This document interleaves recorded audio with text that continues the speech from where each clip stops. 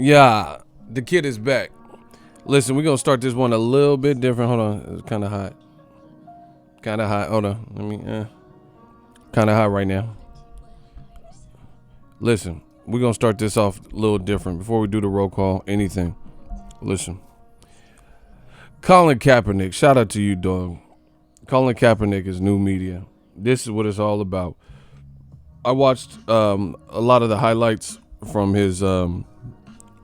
He basically did kind of like a media workout, show people he's still training, he's still got an arm, he's still in shape, he's still athletic. He was gunning some Hail Marys, some deep passes. Yeah, it looked like he had an elite arm, you know what I'm saying? And we know what he stood for, what he stood up for, and what he's being denied for. After the workout, in front of like media and, you know, whoever, scouts or whatever, they got to let this man play, bro. They got to let him play because there's a lot of y'all teams that is whack as hell and sorry. He can fit. There's some team in the NFL need him, you know, because y'all ain't looking too good. It's over. I told you the new media is just getting worldwide. And what Colin Kaepernick said after he worked out, he said, thank everyone for coming. To people who couldn't be here but have been supporting, I appreciate you supporting from where you're at. Shout out to the media and everybody that came out tonight. We want to show we ain't running from the truth. I like that. He said we ain't running from the truth. We still right here. I haven't been able to play for 3 years. Y'all know I couldn't play for 3 years. And I'm still ready, in shape. I'm willing to get down and talk business with any team, anytime, anywhere. Do interviews, chop it up, and negotiate, and, you know, basically take my talents to some team. Shout out to Kaepernick for that. And so, like I said, some of y'all teams is asshole of you. Some of your teams is trash. My team's doing good. We got the best in our conference. We even with a loss to the Seahawks, we still 8-1. Shout out to them Niners. But somebody need to pick this man up. That's what I'm talking about. Listen, new media, we just getting bigger. That's the same spirit of what we do in boxing. The only people who mad is the people mad at the truth. Bro, the Jets, trash. Lions, bro, there's a lot of teams. There's a lot of teams that could use some assistance. At least try something, you know. Proud African, appreciate you. My man, when weeks in... And indeed, weekends are slow. If you can, okay. He said when it's slow, if you can catch your shows and update, like I'm getting my boxing fix, appreciate you, cause I'm gonna keep supporting the show. Oh yeah, man, I appreciate you. Shout out to Proud African. Listen, new media, we control the narrative and we set the standard. And that boy Deontay Wilder, the face of boxing. Listen, it's over. It's over. Y'all better pray. Pray to whoever you believe in that he loses. If this man go and spark Ruiz Ortiz out, it is a wrap. It is a wrap. There's a lot of pressure. Bro, I just seen videos and pictures and all types of stuff. Ruiz Ortiz is looking ready. This is, see, all the people, oh my God, shout out to Ohio Runs Boxing. My people from the Midwest stay blessed. $2 super chat. I'm a Bears fan and we need him. That's what I'm saying. Cap, he was still looking cool. He was still looking good to me. You know, and that's him off of the couch I mean, not technically, but he ain't been active for 3 years. He's just been able to work out and, you know, stuff like that. So shout out to Kaepernick for staying true to his mission and not letting these cowards try to sweep it under the rug and back down what he's doing. The pressure's going to amount. Jay-Z, ho, it's your boy. You know, somebody better let this man get a job again. I said what I said. Don't like it, unsubscribe. It's the only thing you can do. Anyway, Ruiz Ortiz, bro, I've seen pictures. This motherfucker is lifting 45-pound dumbbells with the electric chair, little contraption, you know, that Floyd you see at the beginning of my video, Andre Ward, this man, Ruiz Ortiz, is lifting for a 45-pound dumbbell, which is probably more awkward because even though something could be like, I don't know if you guys know anything like laws of physics, like weight, how weight is distributed will make it more awkward to lift. You get what I'm saying? Like lifting a flat plate, I would assume, even though it's 45 pounds, I'm assuming that would probably be a little bit easier on the neck than a dumbbell, you know, even though Larry Way was kind of supporting it. But anyway, besides that, this man Luis Ortiz is in shape. Wilder he is the face of boxing because he's doing what the face of boxing is supposed to be doing. He's doing what the face of boxing is supposed to be doing. All y'all, bro, how many times do I have to prove him wrong? All you guys talking about, oh, this is an old man and all this, bro. He looking kind of youthful. The old man is looking like he'll whoop your candy ass. Look, this is a dangerous fight, y'all. Yeah, old man, but he'll sleep you. Old man, but he looking strong. Bro, Ortiz is not no punk in there. This is the best shape I've probably seen him in recent. He look of things like he's taking this serious.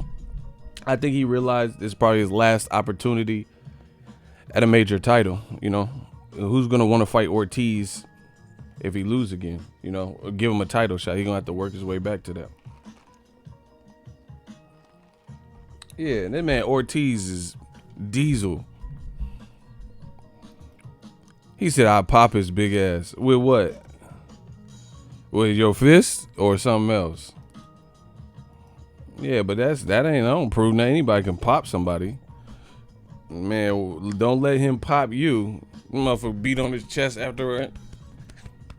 Yeah, that dude looking in shape. He looking ready.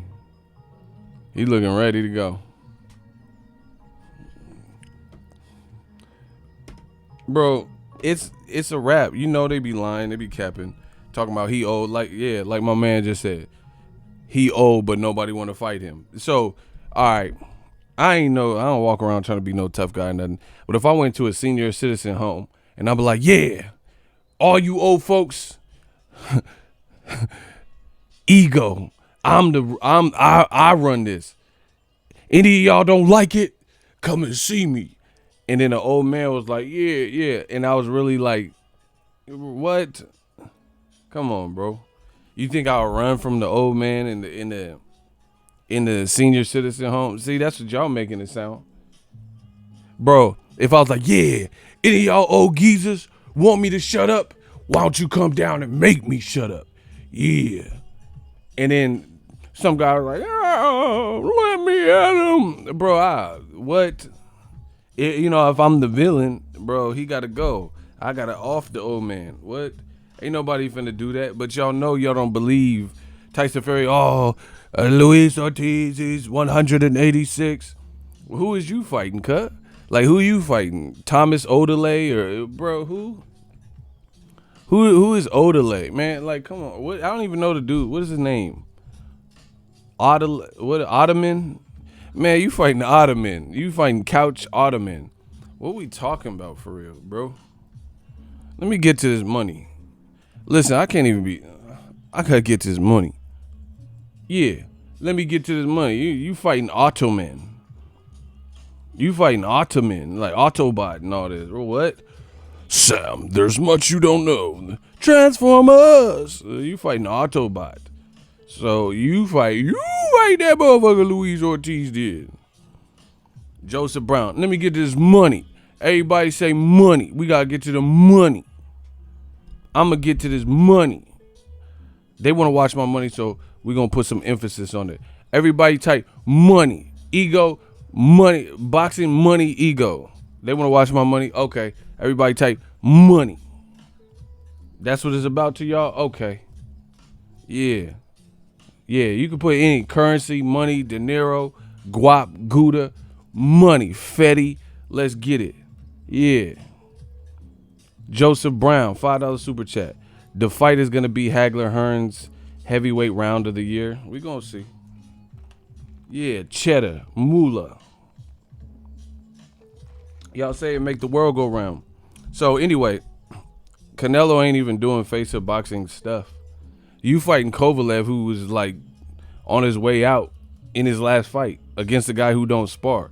This man, Luis, and we didn't even see, where was Kovalev training? I didn't even think he did a media day like that. Did Kovalev do a media? Bro, that fight look FAF. I don't care what y'all talking about. You know, I don't care, bro. That Canelo fight look FAF. Did they do a media day for Kovalev? Bro, they had DJ Khaled. Like, I didn't see no intense training. Was he even training for the fight? Did he train? Did anyone see any, like, the motherfucker train in Cali?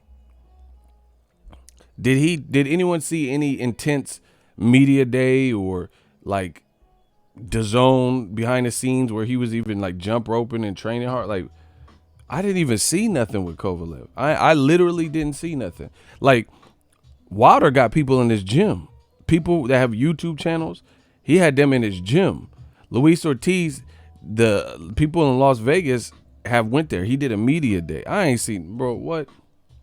Shout out to Phenomenal One. Yeah, more money. Yeah, we gonna add up that money. Sorry I'm late, Pastor Ego. Oh, I'm taking him to church, y'all. What is the good word? Can I get a hallelujah? He said, can I get a hallelujah from the congregation? Yeah. Don't ask how come Ego gotta have a nice watch. Don't ask no questions. Yeah, Phenomenal One. He real phenomenal. He up in the Ego's army. Deontay the bronze bomber Wilder, I said.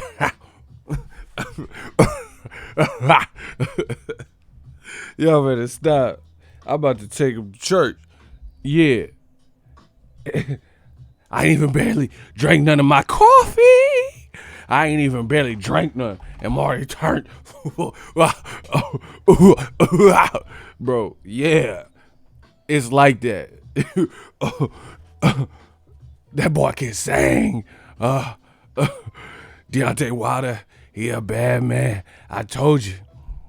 He's so frustrated. Luis Ortiz, he want to do this for his daughter, the face of boxing. PBC coming up with ha.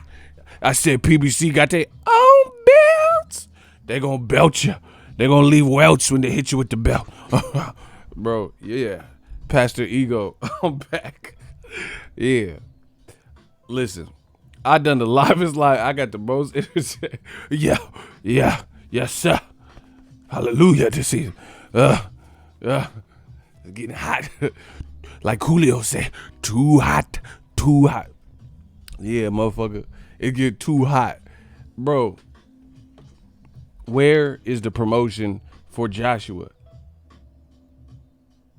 Where's the promotion for Joshua? Like, real talk. Bro, he following Wilder. He about to fight Wilder. He about to fight right after Wilder. Why is DAZN mocking? Look, DAZN is mocking Anthony Joshua. Bro, Anthony Joshua, he letting DAZN, like, do him greasy, bro. Why is DAZN posting memes about Joshua getting beat by an out-of-towner, somebody who's not even signed to that? Do you get what I'm saying? Like, bro, if I was Joshua, we would have 2 fights that night. I'm fighting the DAZN editor, whoever edited these videos. Bro, they got DAZN got Joshua falling on the ground on all fours, spitting out his mouth. Bro, what? Why would your promoter and your platform and network do that? Like, constantly be making me, like, they making fun of you, like you ain't even part of what they got going. Like, I can understand Showtime making fun of McGregor. He back in the UFC or something. But if Floyd would have lost, you think Showtime finna make a bunch of memes and stuff about Floyd losing? They trying too hard, bro. Look. They got Joshua looking crazy, bro. Look. They got him eating snacks and stealing stuff. Man, what? That's just weird.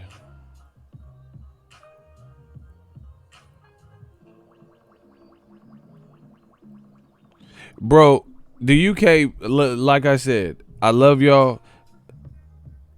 Who? Fowler and who? Who is this? Bro, don't tell me. I don't want to hear nothing from anybody from the UK. Y'all just be creating fighter. Who is that?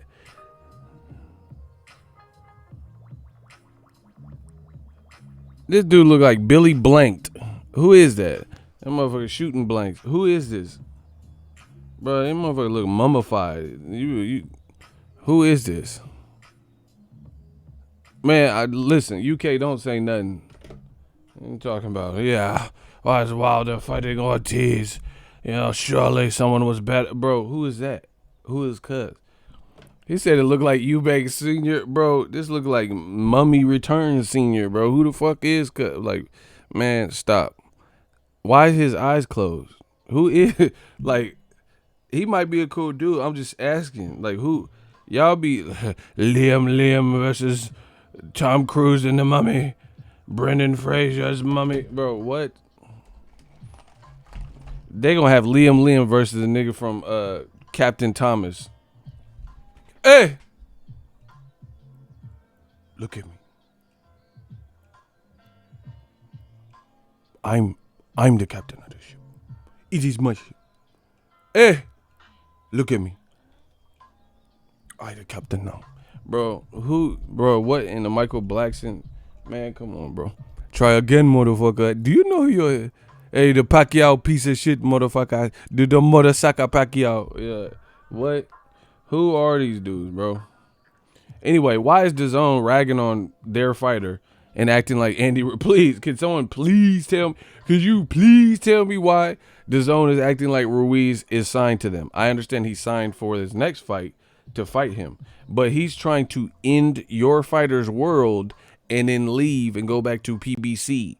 So why are you trying to clout chase Hispanic fans by putting this in Saudi Arabia where they can't easily access the fight and acting like Ruiz is your fighter, and no one on your promotional staff, your commentators, gave Ruiz any slight chance of beating Joshua before he beat him? Bro, I can't understand that. To me, that is garbage. It's garbage. Pure garbage. None of the people on DAZN, on camera, on record, were even messing with Ruiz. Now all of a sudden, they acting like Ruiz is the hometown fighter, or like he signed an exclusive DAZN deal, and laughing at Joshua. You know, they're like building up Ruiz at Joshua's expense. Bro, DAZN got some weird ideas, some sick, you know, DAZN need to sign the E40 because they sick with it. I got an idea. We got to put Anthony Joshua on the canvas. In order to get the Mexican subscribers, what we gonna do is we gonna have Anthony Joshua get knocked out and flurry with punches. He gonna go to McDonald's and get that McFlurry. Bro, sick with it records. I ain't never seen no stuff like that. Where, like, I'm not saying you have to lie about the truth. We know Joshua got slept by Ruiz. Yeah, bro. Me and Andy Ruiz, bro. What? You mother tripping, bro. Who worked for DAZN, like in the back, like just making these edits and stuff? Like Igor and stuff is like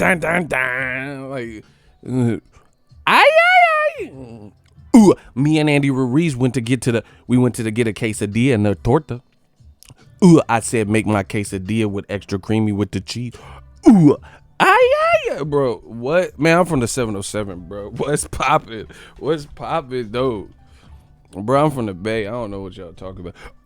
Been about my cash ever since I was a little young mustache. Me and Andy,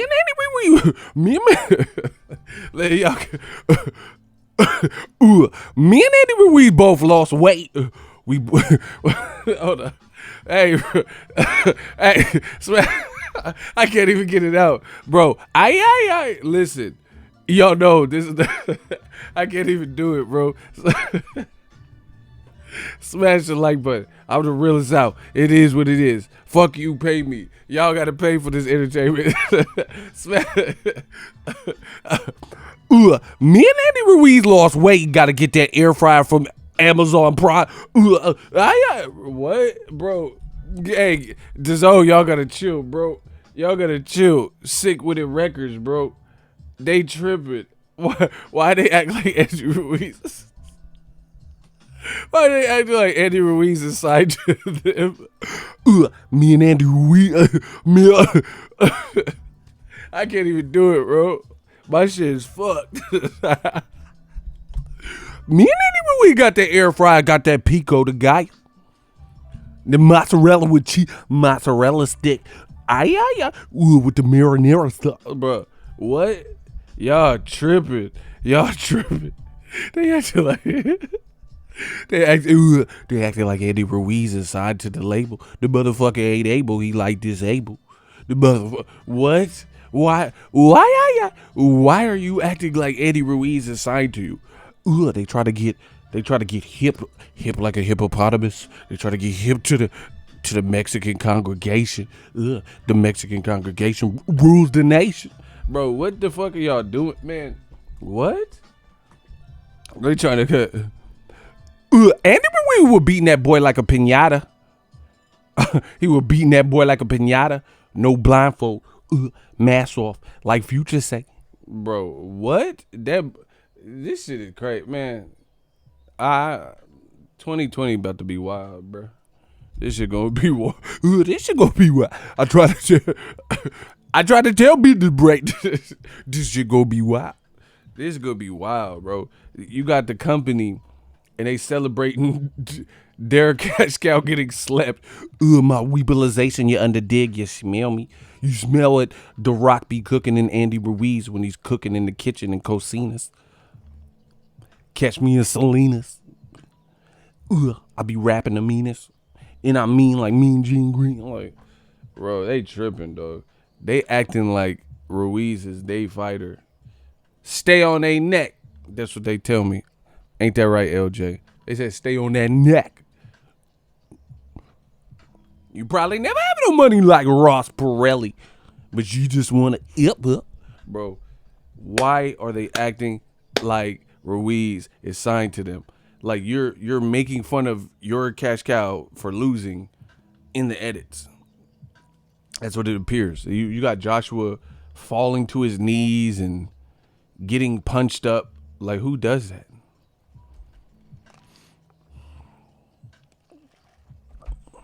Who is Kelly Saucin? What are you talking about, bro? She don't have nothing to do with any of, bro, you way off the mark. I don't even know what that is. Yeah. What are you talking about? Vanna White must leave. What are you talking about? Kelly Saucin. Bro, you off that Hennessy.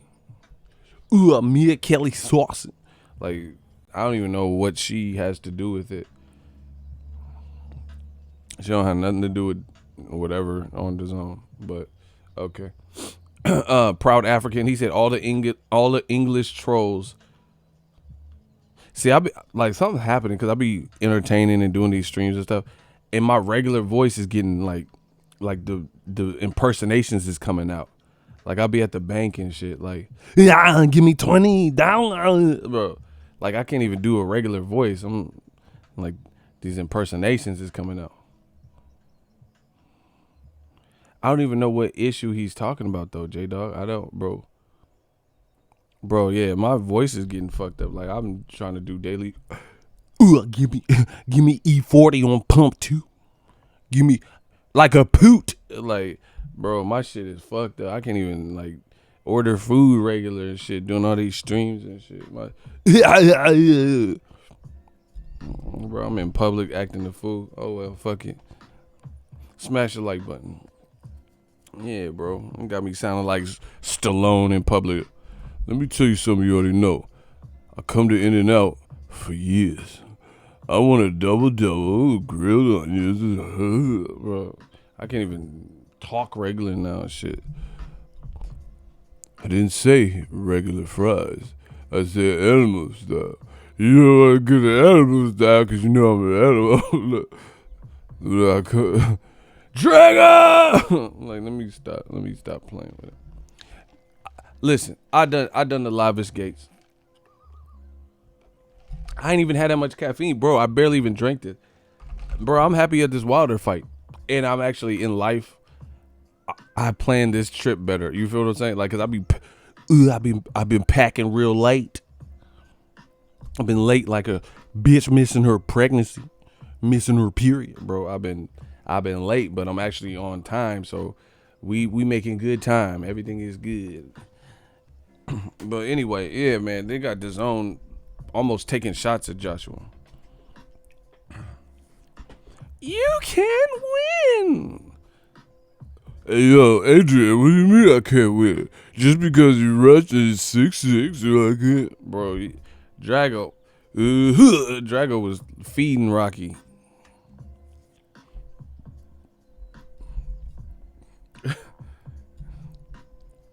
Icy, chill, bro. He said ego be in the drive-thru like Cannon Briggs. You trying to get me arrested? Yeah, I said double with cheese. Yeah, I know you like that. I'm like, bro, let's go. Champ, bro. They gonna think I'm schizophrenic doing the Briggs in there and shit. Motherfucker in the bank. Yeah, I said checking and saving. I didn't say savings, champ. I said take it on my checking, champ. I said checking. I didn't say saving. I know you like that, bro. They gonna hit that panic button, have my ass arrested. Old media be happy to him. You finally got him for a crime. You finally got him. I'm so happy. You know, I was hoping Trump got him, but you guys got him.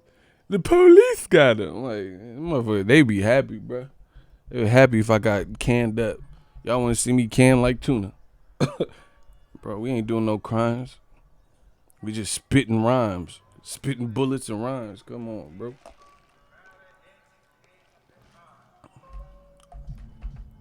I would have divorced Adrian on sight if I was Rocky. Bro, yeah, I definitely would, bro. I can't be with no chick. Like, bitch, you on his side? You fucking Drago? You fucking Drago? You fucking him? You fucking the Russian? Like, hell no. You can't win. Like, how your chick just gonna tell you, bro, I know I want people to keep it real in my life, but not like that. That's kind of crazy, bro. It's like you trying to get me knocked out. If your own chick say you can't win, you gonna get knocked out, bro. You be like, what do you mean? I got stamina. He didn't have stamina in the bed last night. Women be shitty just for no reason. Motherfucker, he well conditioned. You ain't. You tapped out after round 1, if you know what I mean. You ain't got no motherfucking stamina. You can't win. Yeah, bitch, get out. I don't need you anyway. Put me on child support. I'm trying to get that divorce like Usher. I'm ready to sign them papers. I'm ready to sign them papers, bitch. Leave. What? Talking about you can't win. All right, bitch. You can't sleep here. How about that? Oh, LJ trying to give the female perspective. She didn't want to lose him. Okay. Don't tell me I can't do something, though. Because then I'll be fighting both of y'all. Ray Rice versus... Never mind. Let me stop. All right, bro. I look just like that Ike Turner bowl cut meme. You can't win. Oh, there's some good-ass cake. Oh, you going to eat the cake, anime. Eat the cake. This is good-ass cake. Good. Bro, I'm going to be just like that Ike Turner meme. You talking about I can't win. What? You ain't on my side. Look, this is a picture of old media and shit. This is old media watching my shit right now. This motherfucker kind of funny, but I hate all his values and what he talk about. I hate this channel. I hate this motherfucking channel. Why y'all sending them super chats? Y'all motherfuckers send you super chat for what reason? Just cause I ain't got no motherfucking eyebrows. I ain't got no eyebrows, so you don't want to send me no super chats. Why you just send him the super chat, bro? These motherfuckers obsessed with my money and shit, bro. I don't even care about money like that, bro. They be like, why he got the super chats? Why you keep super chatting him, bro? Like, do you need a loan? Like, California check cat? You need some money? You need some money? No, I'm just saying he's a panhandler. The motherfucker be panhandling and sticking his cup out. He's always asking for money. Like, bro, why do you care? What, like, bro, this is that beta male shit. These motherfuckers. What do you care what I do? What did I do? I'm just a kid from the gutter making this butter off these bloodsuckers. Cause I'm a motherfucking bro. This is old media when they say, I hate Terrence Crawford. Errol Spence sucks. He's disgusting. DWI. Wilder. I mean, nobody knows him in America. I'm black too, by the way. This is them. I'm black too, by the way. This is them. Yeah, fuck new media. I'm black too, by the way. Bro, who the fuck is cut? Like, hey, cut, who the fuck are you, cut? Like, if you don't get your, He-Man, Masters of the Bronze Universe looking ass the fuck about, this motherfucker look like a melted Oscar. Like, I'm black too, by the way. But fuck Wilder, he sucks. I hate the PBC belt. Why do blacks like collard greens and mustard greens? I'm black too, by the way. Look at me. Bro, if you don't get your burnt Kurt Russell looking ass backdraft the fuck up out of here, what? Fucking Tango and Cash looking motherfucker. Okay, let's do it. Like, bro, you look like burnt Russell. Hurt Russell. Fuck you mean? What? Bro, I told you. I run boxing. It's okay. Yeah. Get this motherfucker. I'm black too, by the way. And they be saying stuff that don't even sound like black. Lomachenko's Nito. I'm black too, by the way. Okay, when's the last black person over the age of 12 that you heard say Nito? I'm just curious. Yeah, I'm just saying, Lomachenko's moves. He got the cool moves. He's Nito. Bro, okay. Name someone over the age of 12 that was black that said Nito. Nito, like Magneto, motherfucker. Bro, yeah. The money keep coming in. Everybody type money. That's what y'all want. They want the entertainment. Okay, I got you. They want the hats. Okay, I got you. They want Business Brain to shit on y'all like blades. Okay, I got you. Put your claps up. This is not a game. I told you. He said that's worth that 50 piece. Shout out to the 50 piece. Bro, it's over. It's over. Everything starts from now. Everybody just type money, put your claps up. Money make the world go round. Yeah, Lomachenko, he's real neato. Neato. Cool beans. I'm black too, by the way. Okay, you just said cool beans. Like, you're probably not a minority. You said cool beans? Is that what you said? Like, if you would have said pinto bean, refried beans, like black beans, Bush's baked beans. Okay, motherfucker said cool beans. You could have said jumping beans. You could have said all types of beans. You said cool beans? Okay. I don't believe you. And they be putting black avatars in their thing. Like, just because you upload a black photo, that doesn't mean anything. Do you like, these dudes is like really like pathetic. They'll put a random black person and then I'm like, man, who is that? I know that because it's kind of small. And as I get older, maybe my vision's not as tack sharp as it was. But I'll be like, damn, who is that? That motherfucker he's saying he hates Wilder. He hates my channel. Fuck new media. That ain't you. That's Danny Glover. And then I look, it's Danny. They took the Lethal Weapon cover with Danny Glover and then put it as their avatar. Talking about I'm black. Bro, what? You're not even showing your real face. You showing Danny Glover. Riggs, I'm too old for this shit. Riggs. Bro, that's color purple. That's color purple. That's Danny. Talk about Danny, champ of the world. Don't talk about no gosh darn Martin. You talk about Danny. Talk about Danny Glover. Talk about Danny, motherfucker. Danny.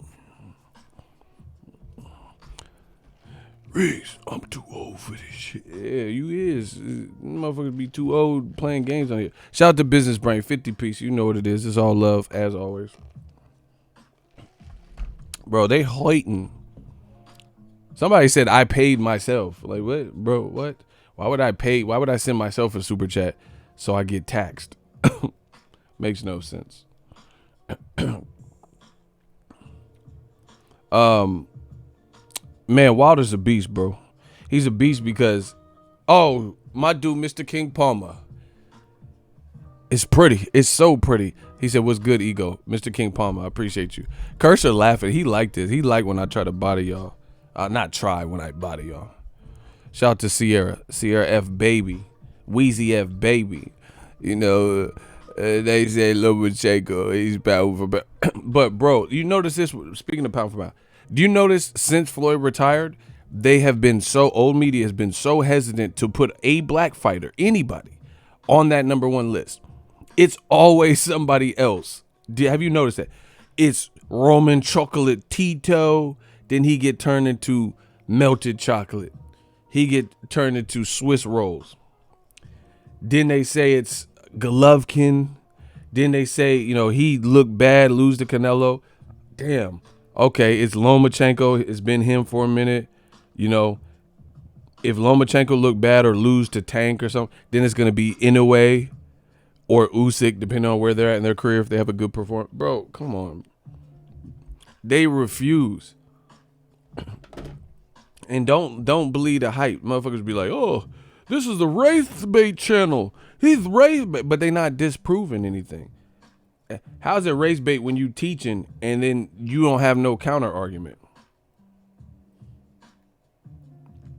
You don't have nothing to counter to say, but it's race bait. That's not race bait. I bring up race as it pertains to the double standards that I see. They don't ever have something. Just like Triple G. Bro, send me the article of a known old media website that has got on Triple G's case for just because this is what they do when it's a black fighter for the perceived. If he doesn't get Canelo, he's fighting Camille Seswan, Shesheza. So it's not been announced, but they told you from parties that, you know, are affiliated. They said if Triple G can't get Canelo, then he's gonna fight Camille. My wife Camille.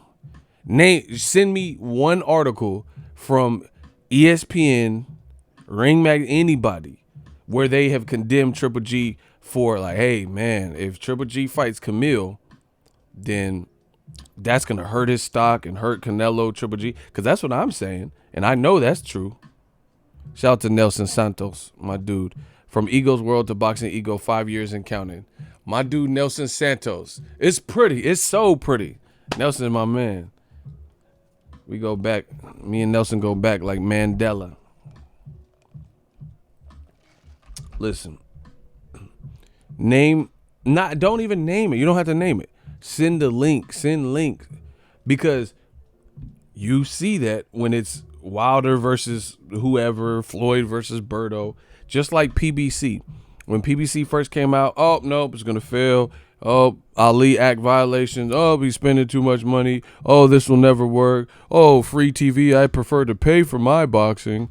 Oh my gosh.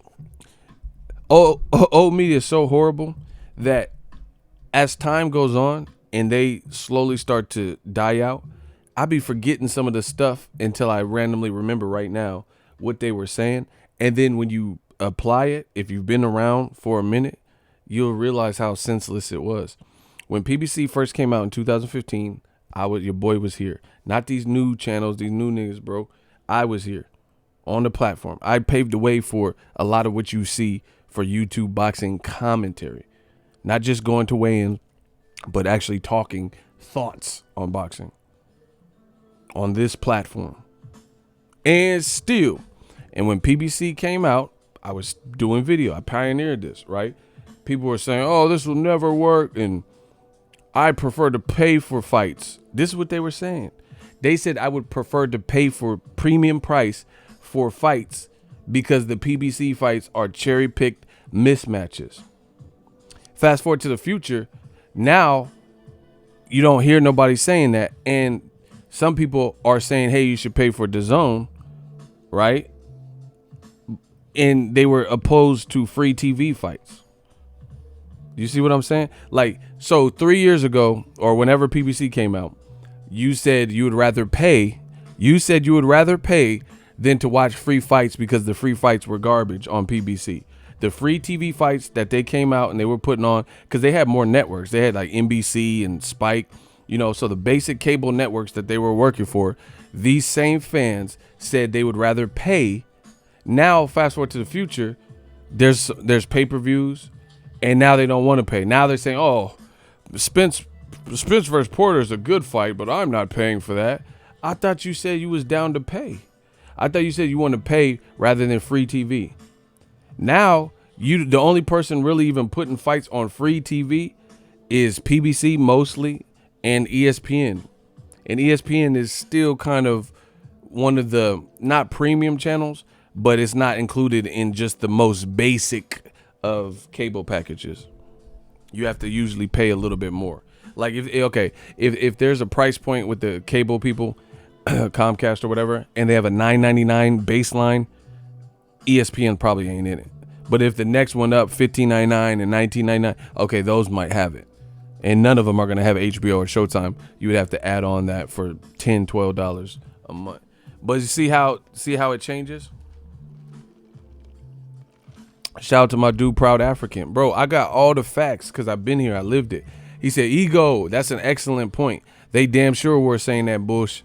I told you. That's what I'm saying. I just thought of it right now. That's how easy it is for me to destroy them. We can play around, then I can get serious just like that. When PBC came out, they said nobody wants to watch free fights if there are these free fights, because free fights, I'd rather pay for my fights, pay a premium price, because HBO was out and Showtime and pay-per-view was still a thing. They said they would rather pay because the fights that were on free TV were cherry-picked mismatches. Now all of a sudden, they hate PBC and they hate paying for pay-per-views because one company, DAZN, is the only one saying pay-per-view is dead. Somebody said free TV boxing is for people on welfare. Well, whatever. I'm not even going to say nothing. I ain't going to respond to no stupid stuff like that. So what's popping? Now all of a sudden, like always, this is why I call them shapeshifters. Notice they never stay their true form. Okay, so just keep this in mind. Back then, before PBC was out, when I watched Crawford versus Ray Beltran, and I think it was before that, before PBC was even out, right? And I told you well before that fight that before the Bradis Prescott fight, that Terrence Crawford was the man. Notice years later, I have not had to eat my words. He's still the man. He's still a great fighter. But the talking points that they said don't hold up over time. Vinsane Beats, old media is dead. Shout out to Ego, keep it up. I know. That's why I'm just making sure they are. I'm making sure you see. I'm exposing all their tricks. When PBC came out, they said, oh, who cares if it's on for free? I'd rather pay for my boxing. I'd rather pay because HBO was making you pay for their HBO channel, or they had HBO pay-per-views. See, that shows you their true allegiance. They were trying to rep the old media stuff, and a lot of the people who were still working with HBO, because Floyd left HBO, and Golden Boy and Top Rank and whoever else was still with HBO. So that's why they said those things. But then now, fast forward to the future, they're saying, oh, Spence Porter is a good fight, but it's not worth pay-per-view. Errol Spence versus Mikey is a good fight, but it's not worth pay-per-view. But I thought you said you were willing to pay. This is what you just said. This is what old media said. They said they was willing to pay. They don't care about free fight. Now PBC is the only company that is routinely giving you a bit of both. They got Showtime fights, so a premium channel, but not quite pay-per-view. They have pay-per-view, and then they have fights on free TV. Like Tony Harrison versus Jermell Charlo rematch, that's going to be on regular Fox. That's a free channel. Not a subscription, not an app, not free channel. So you got a combination of, and they still mad. So we know what it is. They still mad. ESPN, they've done very few ESPN pay-per-views, and then the one they did was Crawford versus Khan, and I think it tanked based on the numbers never really officially came out or were confirmed. And then they have ESPN app and ESPN Plus. So that's better than DAZN because at least they got a channel. But DAZN is literally the only way to watch it is the app versus, or like, I'm not talking about illegal ways to watch it. I'm just talking about legal ways to watch it is the app or wait for them to upload and put the undercard and highlights on YouTube. So we know what it is. PBC getting the hate. And that's what happens when you're on top. You're getting the hate. You're getting the hate that comes with it. They giving you a mixture of everything. Some of the fights are on pay-per-view. Some are on regular free TV. And the thing is, the reality of it is this. Block Sherry. The thing about it is this. It's not like just it's not like they just putting trash on the free part. Do you get what I'm saying? Like for the free part, they put some good fights on. Am I lying? So for on the free TV, like okay, Broner Pacquiao, pay-per-view. Errol Porter, Errol Mikey, pay-per-view. Wilder Ortiz, pay-per-view. But it's not like they're just hoarding out because Keith Thurman was on free TV. Sergey Lipinets, Lamont Peterson, I believe that was on free TV. More importantly, meaningful wise, Jared Hurd versus Julian J. Rock. That's a top 5 for sure for me. Fight of the year. That was on free TV. And then Tony Harrison, the way they talking, that looks like it's gonna be something to close the year off. That's on free TV. So, bro, just J-Rock and Hurd. How do you compete with that? How do you compete with J-Rock and Hurd and Charlo Harrison on free TV, and that's just on the most basic of platforms or the most basic of cable packages, Fox? That was a genius deal that they worked out. That was a genius deal because it's giving you different looks. It's like you getting hit all around the head. Showtime, you're getting premium. They got the premium stuff. Pay-per-view. Showtime did Broner Pacquiao. Fox did Pacquiao Thurman. Bro, you getting hit all upside the head with boxing. Like Top Rank used to have fights on True TV. What happened to that deal? What happened to that? I seen Donaire versus Cesar Juarez or somebody. That was a good fight. That was on True TV. Zurdo Ramirez. That deal's no more. Look, they know what I'm saying is true. It says, be jealous of my chain gang. My chain game. Wilder about to fight. Oh, yeah, that's right. He's on a football show with Reggie Bush and Rob Stone. Cross branding. Bro, I'm not talking about just showing somebody on a Jumbotron or something. Bro, they brought Wilder to the Fox studio during the football thing, and they showing him love. What we talking about? Bro, and to be honest, people hate, but people should take note. Top Rank's cool. They've always been great to me. Like when I covered all their fights, very professional. But I wish they would give, Top Rank would give Terrence Crawford the Tyson Fury treatment. I feel like they should give Shakur Stevenson the Lomachenko treatment. I don't think these two things are made equal.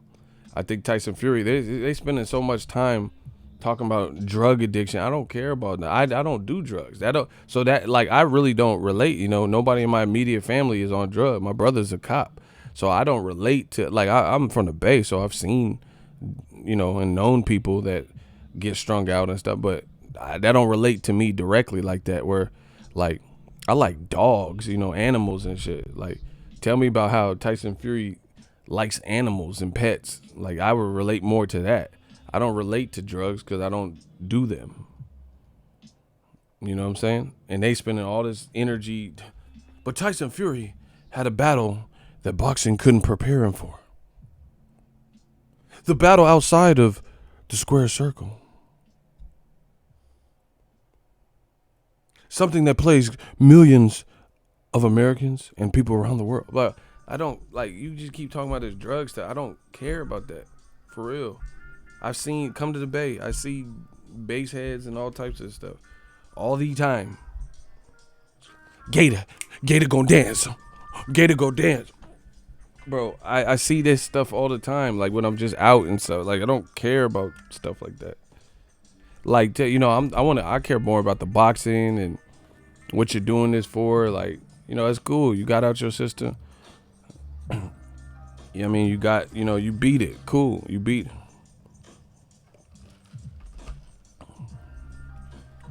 So like Terrence Crawford, why? Okay, Terrence Crawford got. Some of y'all don't even know this, and y'all like Crawford.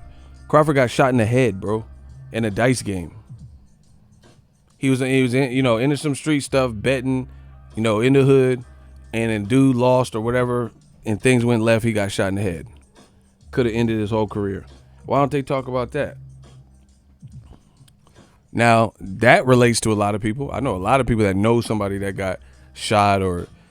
Somebody was in the hood and something happened, things like that. They don't talk. I don't see ESPN building up and showing x-rays of Terrence Crawford's skull after he got shot and, all this extra stuff. They need to give Crawford. And what the craziest thing about it is this. I told you, everything, whether they want to revere this or not, or heed the warning or not, everything goes through new media. We truly control the narrative. And I told you before I started this mission, you are going to have to give American fighters, especially black American fighters, their just due like you give everybody else their just due. Look at it. It's no mystery that some of the best press conferences came from two Americans. Tony Harrison, right? Or at least one American, right? Tony Harrison, Jermell Charlo. That's one of the press conferences of the year. Errol Spence versus Sean Porter. They had a very good, he said, Sean Porter was like, I ain't got no talent. The face-offs, not just press conference, but just in general. I'm talking about the shoulder programming. Face-off. I ain't got no talent. You ain't got no talent. Talent, skill coming from the gym. You ain't got no talent. You an in-shape street fighter, all that. Who'd it come from? At least one American. And I'm not saying it like trying to be tribal or, patriotic, like only Americans can do well. But there's a lot of people who come to this country and there's different customs and cultures. And unless you're taking the Conor McGregor approach, what you do and your customs and things like that might not easily resonate with fans. You get what I'm saying? Like, I think Gennady Golovkin's robes, they look dope. But I don't know, like, the inherent meaning behind every stitching and embroidery, because I'm not from Kazakhstan. You get what I'm saying? Like, when they're singing it like an anthem in another country, I don't know what they're saying. So I just, pay my respects like any other body's anthem. But when it comes to the promotion, I told you got to give people who are branded in American or American, when you're trying to make the fight in America, it's going to help your promotion. And trust me, and I'm not saying it because when I worked at Lowe's, there were some people who were racist, and then I remember we changed the call buttons, and then they would repeat, "This a customer needs assistance in aisle 2 paint," and then it would repeat in Spanish. And then I was a manager. People were complaining that it was in Spanish. I'm not doing no bullshit, no racist bullshit like that. Like, why do you care if it's in Spanish?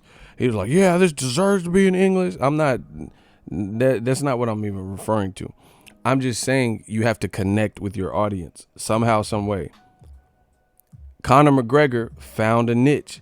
He found a way to translate, stay true to himself, and get Irish people to fuck with him, but also get Americans to fuck with him. You have to find your lane. That's it. And Triple G, to me, does he really have a lane? He did for a minute, Abel Sanchez, Mexican style. Now he don't even claim that. He's not going to be the one that uses the gift of gab and mouthpiece to promote a fight and sell a fight. That's just not who he is. That's what I'm saying. So when you see a lot of these promotions, they are super run of the mill. They're super run of the mill. There is nothing like Lomachenko. I can't think of one Lomachenko press conference that I've ever watched where I was just like eating popcorn. Oh, this shit getting good. It don't matter how good the opponent he was fighting or how great the fight was. I don't remember any memorable moments from, and I'm not trying to be funny. Name a legendary press conference from Lomachenko, like something that you'll remember, or a face off, or any kind of thing like that. I literally don't remember. Like even like Shakur Stevenson, I remember the build up because it had elements of like racial tension and the girlfriend or sister, blah blah blah. So you remember that, right? The ESPN made sure that you knew what was going on with the story, so you remember it. So you remember it being tense, and you remember, kind of what was being said, right? Mexican American and African American guy. But then when you put Lomachenko versus Corolla, what's the allure? You're watching it because you want to watch. Like, I'm talking about build up. I'm just talking simply about promotion. A lot of these promoters, it feels like their mantra is a bit dated. You know what I'm saying? I'm not saying people don't want to see Lomachenko fight, but there's nothing that's going to enhance that before the fight. Just putting a poster. Like, these guys aren't like making people want to see. Like, Wilder makes me want to watch what the fuck is going to happen, because he be saying when he do that, telling them stories and stuff, he makes me actually want to see if he's gonna get this knockout. I was telling my girl the other night I should go after Floyd's record. If I can achieve, if I do believe, then I could get to 52-0. But before me, I got a man, so-called King Kong. But he just a regular old chimpanzee. He just a monkey to me. I'm going to show him who the real ape is. Save the date. You're going to see who the ape. I promise you that. Like, bro, I'm like, oh shit, this motherfucker crazy. Like, he could beat all on his chest how he want to do it, but I promise you, right before Thanksgiving, I'm going to eat his sweet potato pie. He looking like sweet potato pie. Like patty pie. Bombs! Oh, shit, that motherfucker crazy. He make you want to see it. I'm like, oh, shit, this motherfucker talking. He possessed. Like, because he got the bronze bomb. And Lomachenko don't do no shit. Like, I'm like, oh, shit, I got to watch Corolla. I got to see Corolla. Like, he don't do nothing. Triple G. So, once again, especially if they're in the, like Wilder, face of boxing, he made you want to watch Dominic Breazeale, who's not no huge name. You feel what I'm saying? He's not like the biggest name where it's like everybody was like, that's the fight that got to happen next. But it was a mandatory. We respected that and we watched it. But Wilder brought that out of Breazeale, and they was going back and forth and made you want to watch it. When Joshua fought Breazeale, nobody was even talking about it outside of regular boxing fans. But remember, old media was talking about Joshua, AJ's bigger than Wilder in his own country. You guys in the UK are fucking delusional if you believe some of the stuff you say. You guys are literally delusional. If you believe that Tyson Fury and AJ and all this, the check bang and all this shit y'all be saying, if you really believe it's true, you are delusional. Half these motherfuckers never even been to America, and they talking about, yeah, AJ, your boy Wilder's a pussy, check bang, the wankers. Bro, AJ is not bigger than Wilder in America. I don't know if it makes you feel good. Make me feel good. Halle Berry make me feel good. God, make me feel good. I don't know if that just is therapeutic, but he's not. He's just simply not. And y'all just be saying whatever. Oh, Tyson Fury, that's all they want. Bro, he comped out more tickets in his last fight than he sold in America. And then according to his autobiography with autocorrect and shit, he's saying that he's getting treated like a superstar. Well, I'm glad you're McLoving it because your ticket sales, your staff had to comp out more tickets filed with the state of Nevada than you sold. So I'm glad you feel you're getting the superstar treatment.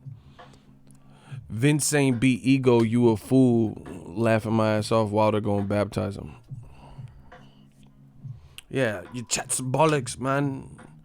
Bro, they be calling me hella shit. I don't even know what they talk. You fucking melt. You melt. You melt. You tuna melt. What? You're a proper melt. Like, what the fuck is that? Chat's bollocks, mate.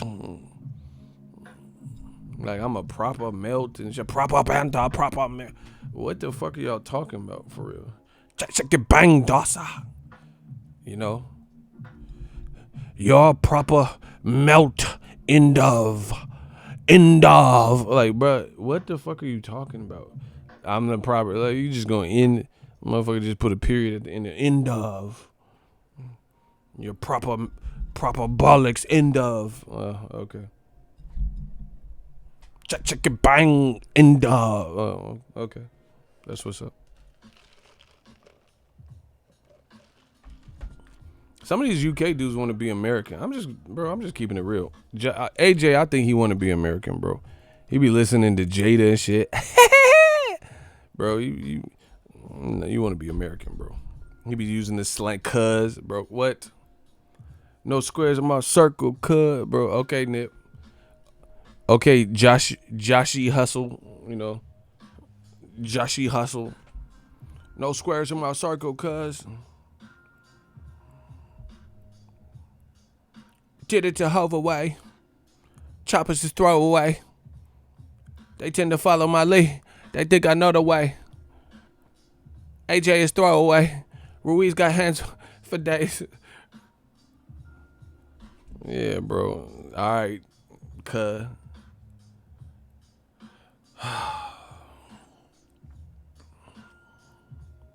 Make him explode a face.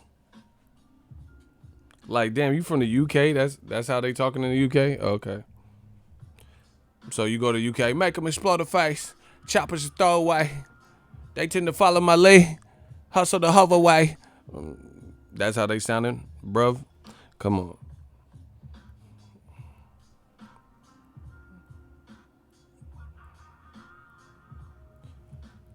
Ride around with that coupe. Got 100,000 in my neck. Like, bro, it's not how. Bro, I used to live in the UK. The motherfuckers wasn't talking like that, bro. Bruv wank, fifth flow. Yeah, exactly. See, and why are you inspired by Nipsey? You know, marathon continues, bro. It didn't continue. The ref didn't even let you continue. You talking about the marathon continue? What are you talking about? The ref didn't let you continue. You talking about the marathon continue? Do you feel what I'm saying? Joshua's like, yeah, cuz.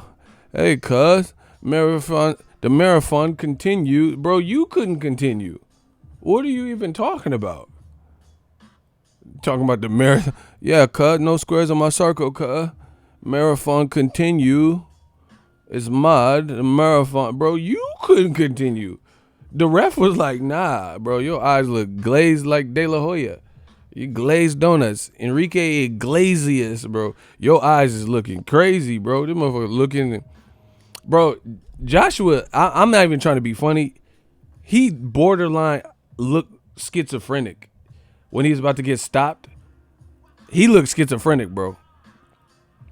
He was like, bro, I swear it was the crazy. I swear, I'm not lying. I swear to God, this is what Joshua did, right? Right? Wait. Listen.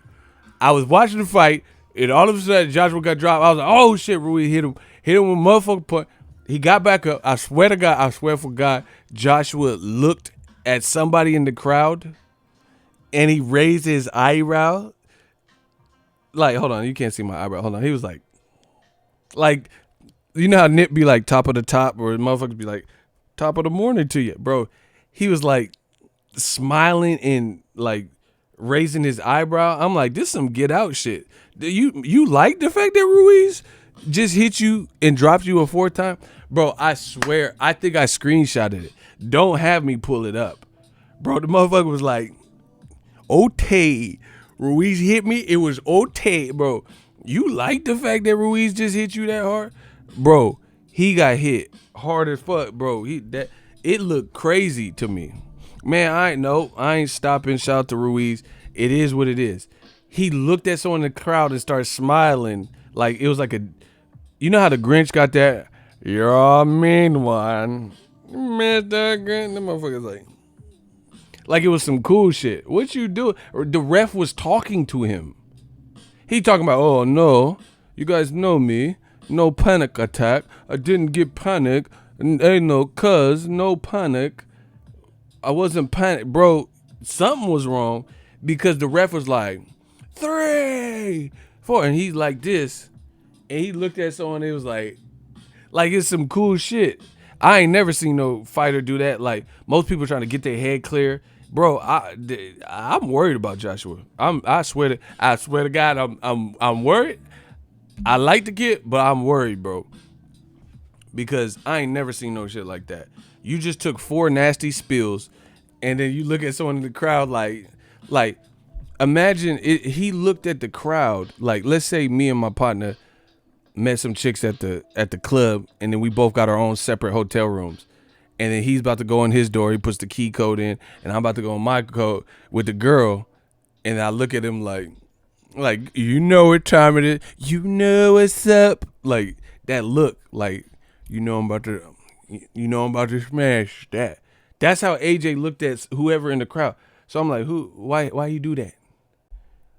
And I guess that's like a defense mechanism to try to show that he was okay. And then seconds later, he gets the fight called. You doing all this extra, bro? This dude was badly concussed.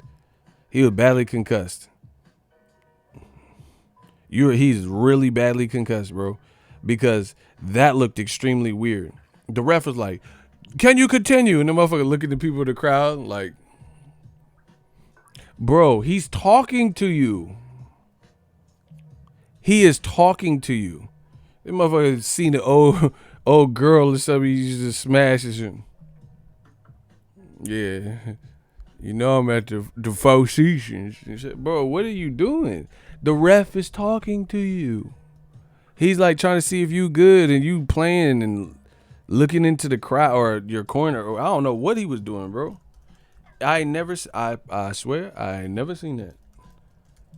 Y'all think I'm crazy. Like I just made this up. All right, we gonna see. Bro, go watch the highlights on DAZN. This man was concussed beyond belief. Bro, he was concussed out.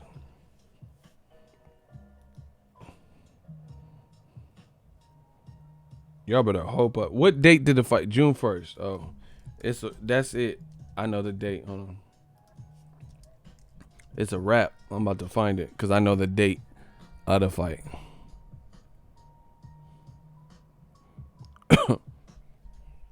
Hustle the hope away. Smash the like button. Choppers is throw away. They tend to follow my lead. They think I know the way.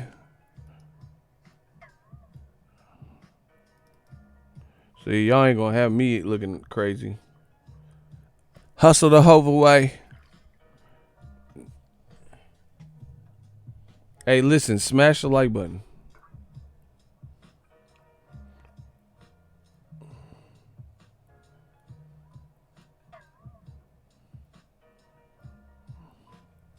Y'all better hope I can't find this.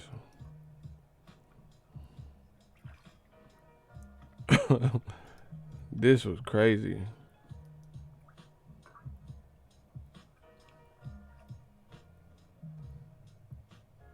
Bro, that man really looked at the crowd like it was like he did some cool.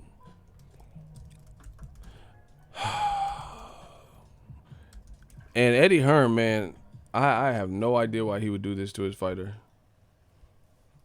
You gonna put him right back there.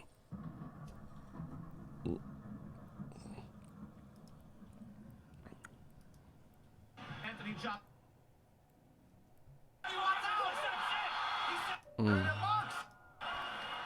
to stay engaged. Where is his mouthpiece? Joshua looks so tough. Bro, I think it was, yeah, and he turned, oh, bro, he had to get stopped.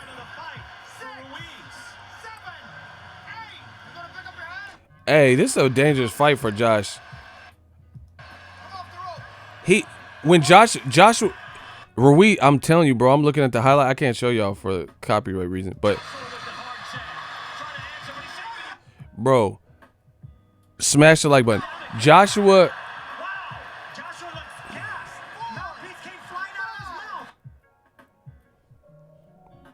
Bro, I think it's a, honestly, I'm not a psychologist, but I think it's a defense mechanism. You know, it's like a nervous mechanism, because he always does that, like sticks his tongue out and stuff. You know what I'm saying? To make it look, but that makes it look worse the way he does it, because it's like so theatrical. This ain't even it, but you see how he's on the ground getting counted to, and he's looking at whoever he's looking. See, that's why I don't believe that Joshua, it was all in one. Look at me right on the side. Look, we live, baby. Look, bad boy, baby. We live, baby. Yeah, show my videos on the side of DAZN video. We working. Yeah, baby. It's bad boy, baby. Anyway, I gotta find that scene, bro. That looked so crazy. He was like smirking. And he wasn't paying it.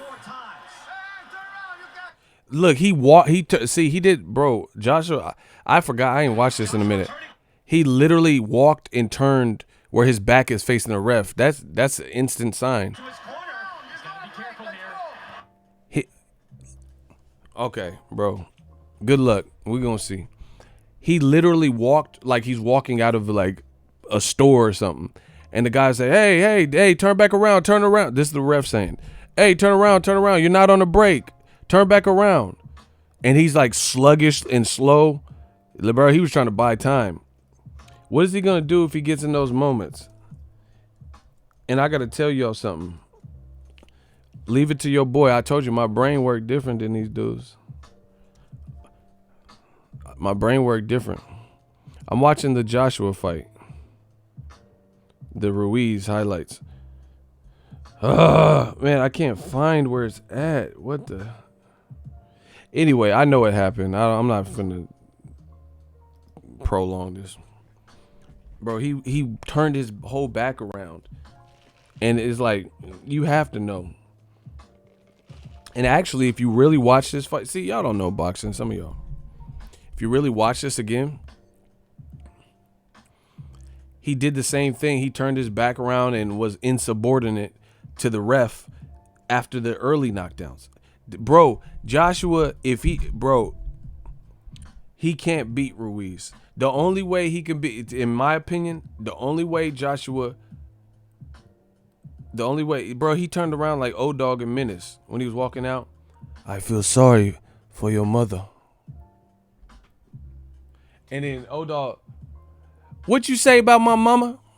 What you say, God damn it? And he threw that cap on the ground. Bro, that's how AJ had his back. Like he was like O-Dog when he was about to walk out. Until that dude said, I feel sorry for your mother. What you say? What you say, God damn it?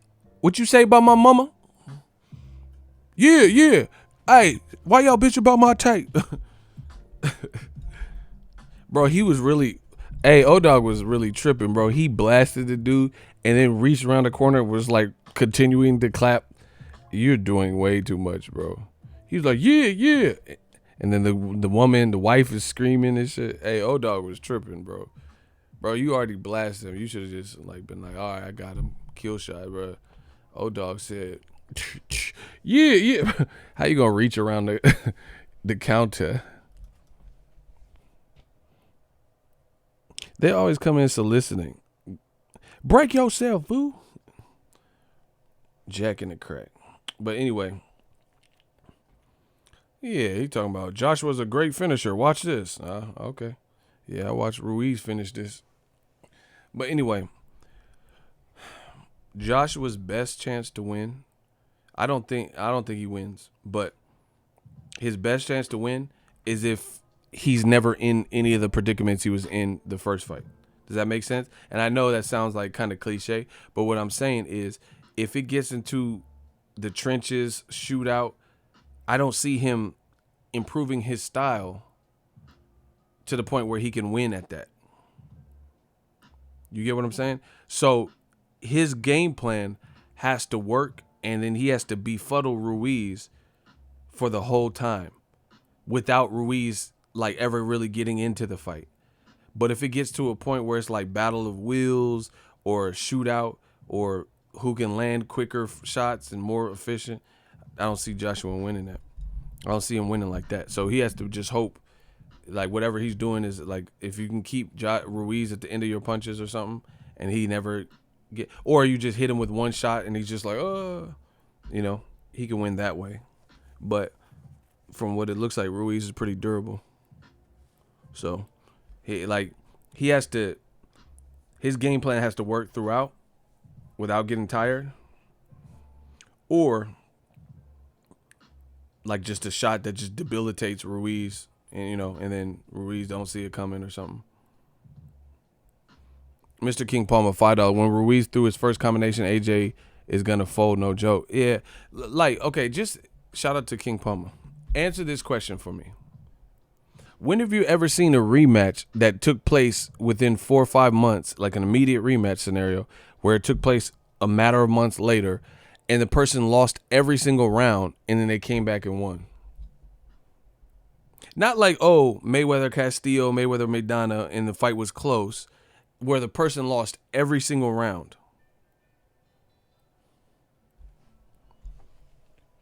McGregor, no, that don't count, and that's MMA. McGregor was winning the first. Diaz's face was See, y'all don't know combat sports, bro. Y'all don't know combat sports. That is false. McGregor versus Diaz won. Conor looked very sharp early and had Diaz's face covered in blood, looking like Badu Jack when he got that cut. So that's not even a good example because Conor looked good. The thing is, Diaz is a tough motherfucker, so he didn't fade and Conor did fade. No, but you guys in an attempt to answer and be right, you guys aren't listening to the question. Diaz, yeah, he submitted him in the end. I said name a fight that was uncompetitive where the person lost every single round and then came back and won. So that doesn't apply because there's no way Conor McGregor was losing every moment of that fight before the submission. It was a good fight and competitive fight. Diaz's fight, his face was covered. He looked like Red Skull from Captain Planet, or what's his name, Captain America. So that wasn't an uncompetitive, non-competitive fight. And then Diaz just submitted him. Diaz out-willed and won the battle of attrition. He gets props for that. But Conor looked sharp in the first couple rounds, similarly to the second fight. Conor looked good early, faded. He dropped Diaz with like nice crisp shots, had strong leg kicks, and then Diaz is just a beast, and Stockton is in that blood. He just kept getting back up, and Conor stamina is an issue, so that's how it played out. Now I'm gonna repeat the question. Name a fight where it was not really competitive and one person lost every single round and then came back. Because even Lennox Lewis, Hasim Rahman, it wasn't like everything was uncompetitive or non-competitive, and then in the rematch he just turned it around. It was still a competitive fight. He just got caught. See, look, this is Diaz. How you gonna say this was not competitive, bro? But Diaz's face looked like Red Skull. It was a good fight, but Conor McGregor did good, and then he lost. Actually, Diaz looked like he got hurt before Conor McGregor did. So That's what I'm saying. I'm just talking about like we see crazy stuff in boxing all the time. I just want to know from your opinion, like Sugar Ray Leonard versus Duran. It wasn't like non-competitive for the whole thing. Yes, Duran lost the first fight and came back in the second and won. Name a boxing fight. Oh my gosh. Look, okay, we're gonna do it like this. Next person that says some random shit, you're gonna be tested in the hot seat. If you don't answer the question and you're wasting everybody's time and we're reading all this nonsense, then you're gonna get blocked. Bro, I mean, okay, one more time. In boxing, name a fight that you can think of that was non-competitive between two guys. They fought within 4 months. You know, their very next fight was the same person in a short space of time. And then that other person went from losing every single round to winning convincingly in the rematch. In boxing, stop telling me all this MMA shit anyway. That's it. Yeah, we talking about boxing because MMA is different because you can rear choke somebody, you can knock them out, kick them in the fucking head. That's different anyway. I'm talking about in boxing. Name somebody who got dogged every single round and did, like, even Canelo. Canelo, if he would have fought Mayweather again right after, who believes Canelo would have beat Floyd? He lost every round. If he would have fought him later that year, 4 months later, you think Canelo would have beat him? I'm asking y'all to name one example. See, they can never answer my questions. Canelo would have got stopped probably because Floyd already, that was recent. He was still the same age. He would have been the same age. And Canelo would have been discouraged. Name a fight in boxing where somebody was getting lost every round and then they came back in an immediate rematch. Not like, let's say, like if Antonio Margarito, he stopped Sergio Martinez. Martinez stuck with it and got better. Later on, if they would have fought, Martinez probably could have beat Margarito. So I'm not talking about a scenario like that where you wait, get better, and then you can come back and beat them. I'm talking about where it's an immediate rematch. I don't know that the probability grows for you in that scenario. So Joshua, I'll be impressed if he wins and it don't look like no FAF stuff and he just wins. I'm not saying the fight can't be good, but I'm just saying if he just wins and bro, that's gonna be a huge statement because he has a lot of pressure. He has a lot of pressure, bro. And speaking of pressure, I tell you, I think of points that they don't think that. That's why you notice they say I don't know nothing about boxing and you suck and you're weak, but then they don't answer none of my questions. They never can answer these questions. Kovalev versus Alida Alvarez, that's false, bro. Hey, I'm about to just start blocking these dudes. You're not listening to the question, bro. If you actually knew boxing, Kovalev versus Alida Alvarez, Kovalev didn't do horrible in the first fight. He was actually probably winning the first fight. I'm not simply talking about, see, that's what I'm saying. These motherfuckers just guessing. If y'all really want to challenge the boxing encyclopedia of modern boxing, then challenge me. But anybody that watches, go watch it. Kovalev versus Alida Alvarez was a competitive fight. Alida Alvarez, yes, he ended up stopping. That was in like the 11th round or something. And he dropped him 3 times in that round. Kovalev might have been up. He probably was up in the fight. So again, that is not an example of a non-competitive fight. Like Kovalev won 11 rounds out of 11 and then stopped the guy and then he came back and won. That's not what happened.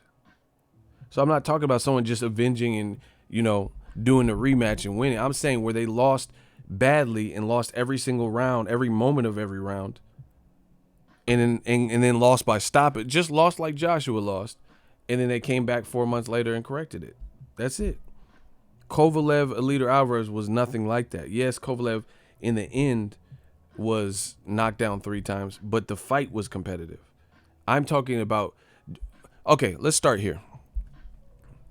Was Ruiz versus Joshua a competitive fight?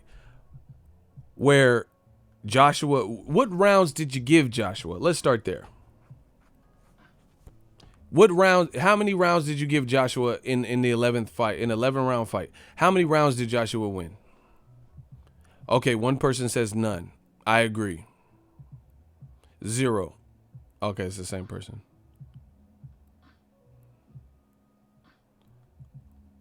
That's what I'm saying. That like, so when you actually listen to the specific question I'm asking, I can't think of a fight like this. So if you guys can, then let me. Look, everyone's saying he won 0. What round? What, name one round he won? Because you couldn't have got him the round where he knocked down Ruiz, because he got knocked down 2 times.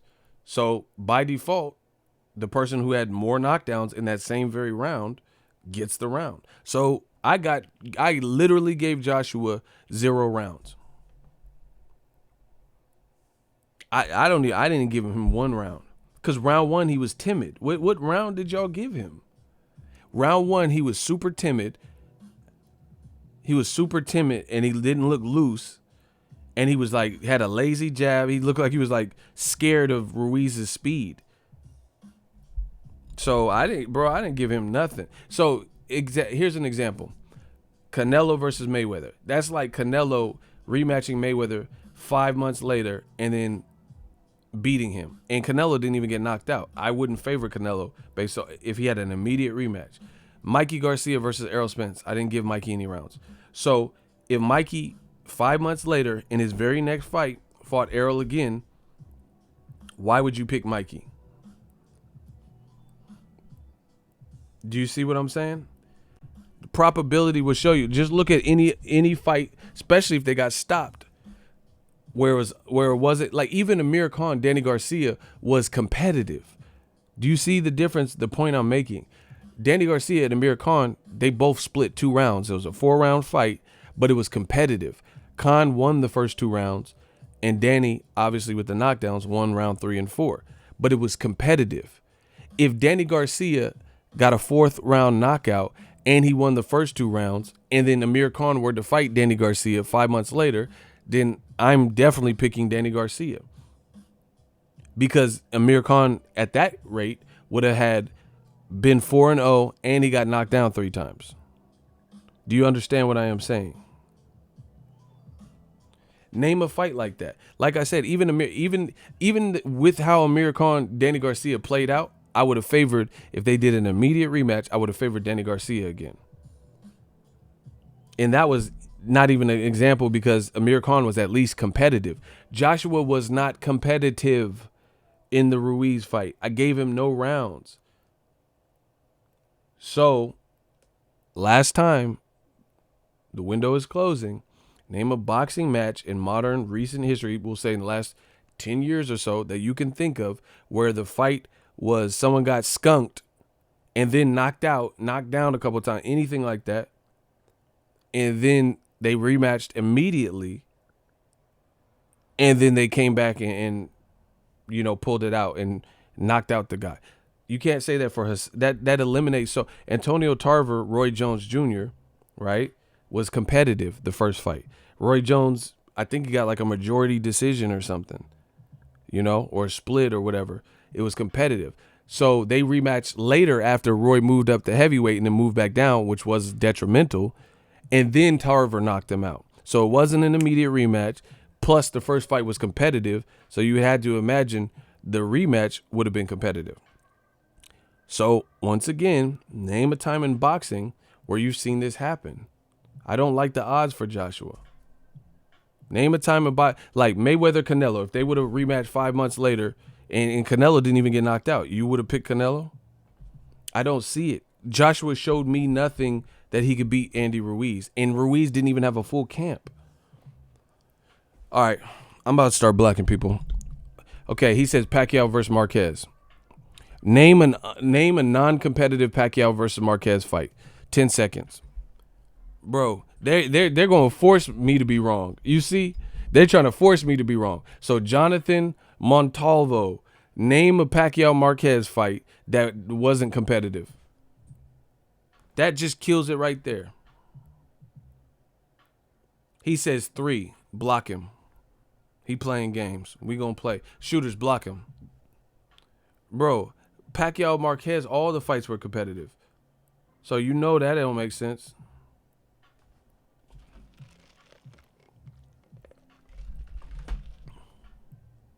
Bro, they desperate. You see, they want me to be so wrong. They just gonna lie and make up stuff.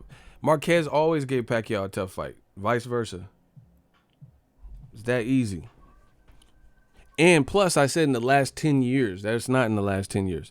Bro, what they want? What? What they want?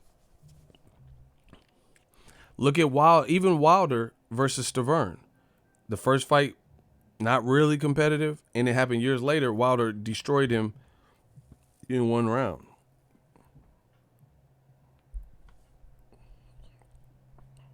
So name a fight where a person went from losing every single round to doing an immediate rematch and blocked him.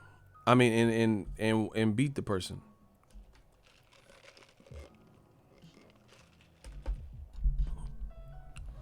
He said, "Oh, the last 10 years, you right, bro. Okay. Last 15 years, last 20 years. Just name the fight. Just okay. Let's go with that. They want me to be wrong so bad. Okay, last 20 years, last 30 years. What? Okay, what fight was it? Where a person got skunked?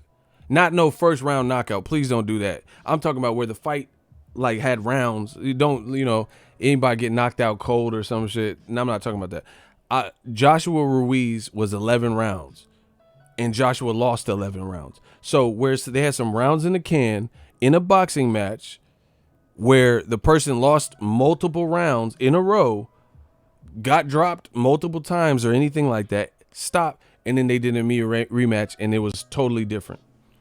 Bro, they want me to be wrong, but y'all can't name one. What?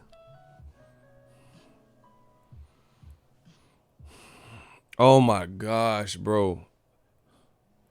Business brain. Thank you. Thank you. Thank you. Thank you. Bro, can you guys hear? I feel like Chris Tucker. Do you understand the words that are coming out of my mouth?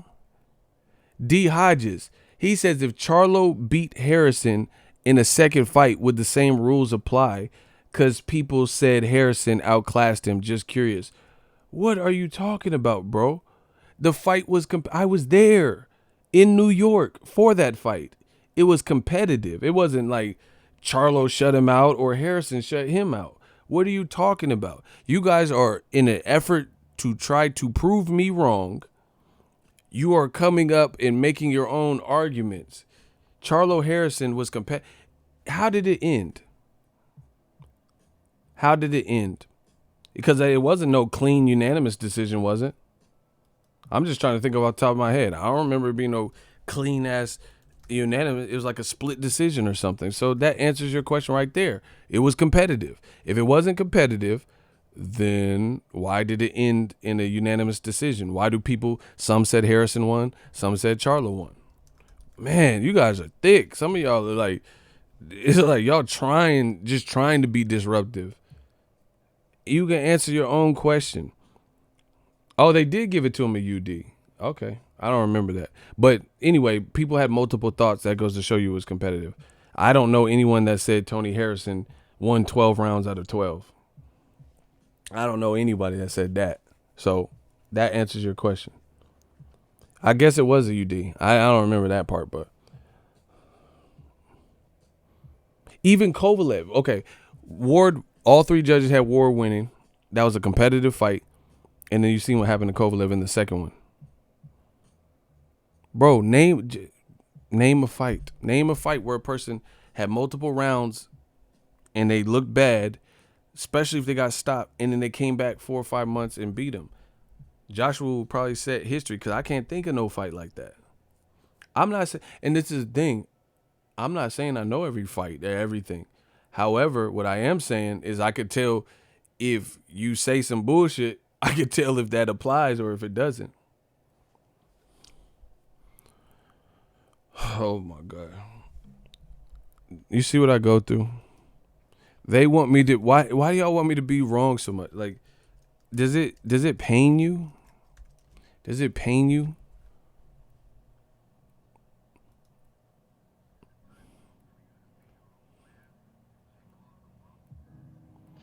Lennox Lewis versus Hakeem Rockman. We already went over this, bro. That ended in like the 5th or 6th round, and he got caught with one punch. It wasn't not Lewis was getting his ass dog walked for 5 rounds out of 5. Bro, that's not what happened. Do you guys watch this? Yes, Lennox Lewis came back and set the record straight. Lennox Lewis, Oliver McCall. Lennox Lewis, Hakeem Rockman, they were all competitive fights. You know, it was Hakeem Rockman didn't just come out and just punish Lennox Lewis from rooter to the tutor. Stop.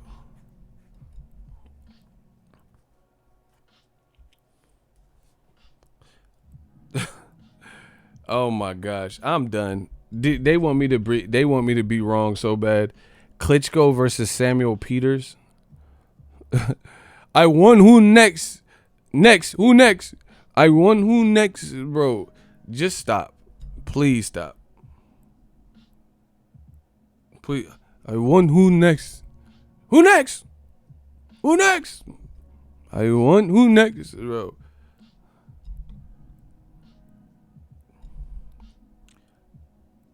Listen. I see that now they trying to say like older fight. I gotta watch the Klitschko Nigerian Nightmare. I won. Who next? I gotta watch that again because I don't. Y'all going into the fight. I don't remember every single round and shit.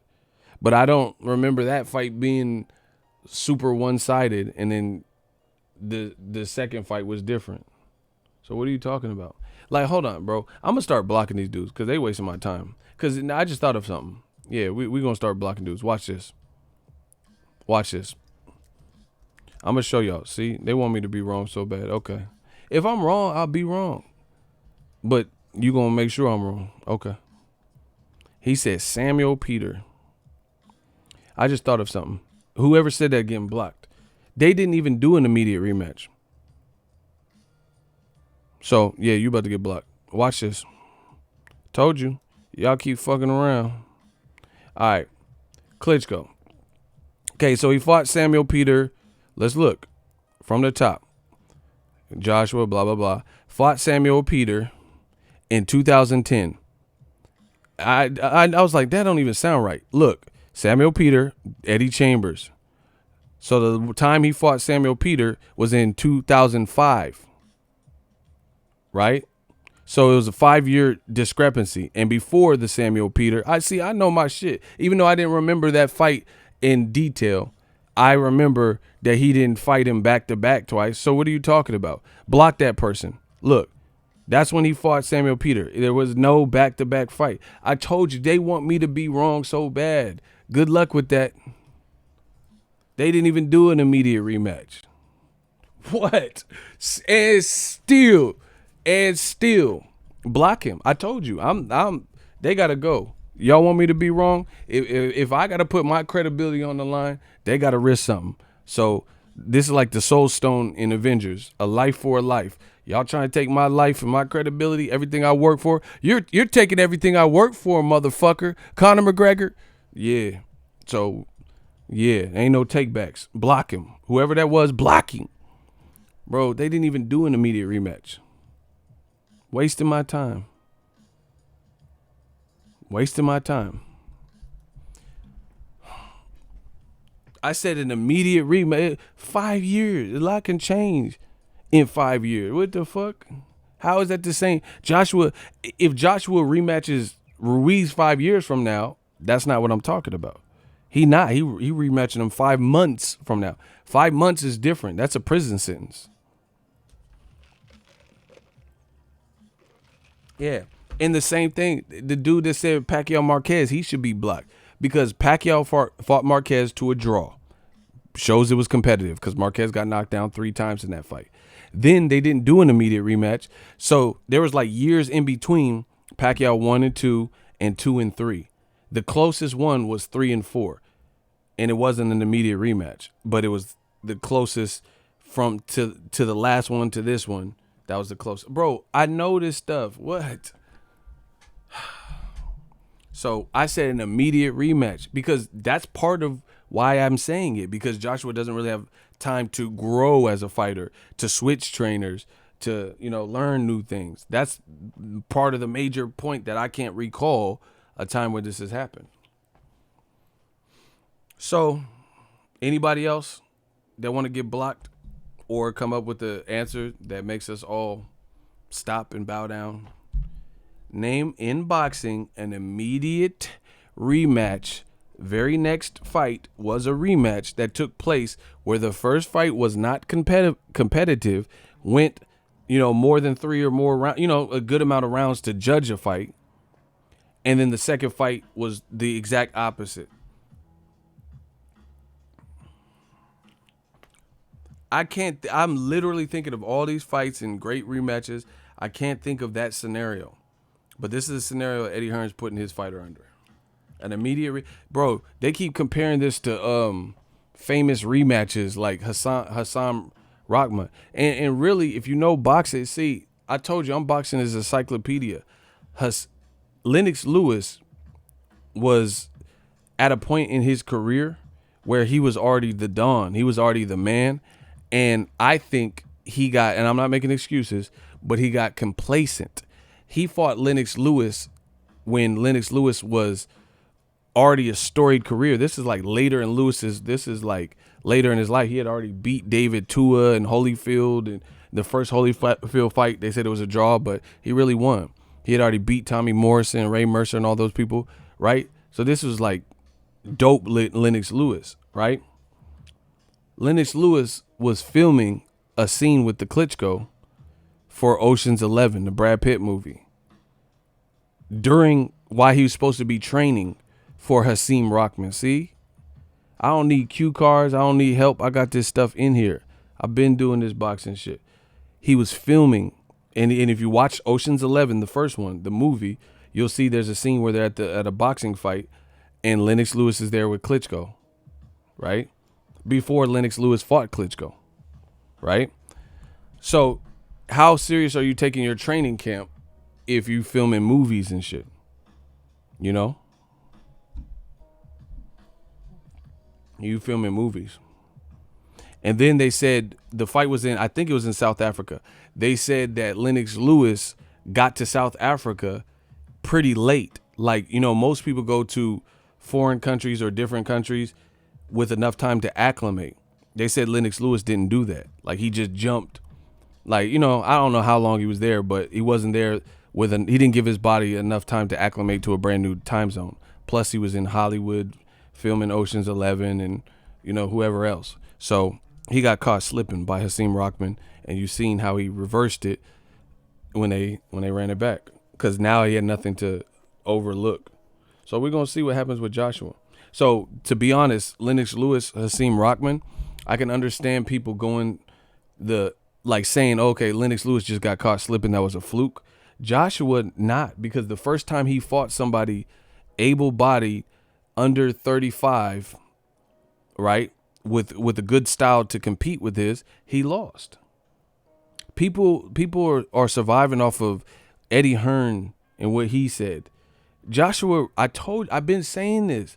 Joshua hasn't really fought nobody. You could say Joseph Parker, but even Joseph Parker, he was a champ. But ever since he became a champ, he didn't really have notable wins. He fought Razko Janu and went the decision with him and didn't look good. Meanwhile, later, Daniel Dubois, and then before that, Luis Ortiz on the Mikey Garcia, Robert Easter Jr. card. See, you see how I know all this? Because I'm there. I was at the fight with Luis Ortiz. Luis Ortiz knocked out Razko Janu, easy work, in 2 rounds or something, who's about to fight Wilder next week. Joseph Parker was a champion, fought Razko Janu and looked bad and went a decision with them. Joseph Parker fought Huey Fury and didn't look great on YouTube pay-per-view. You get what I'm saying? So that's different.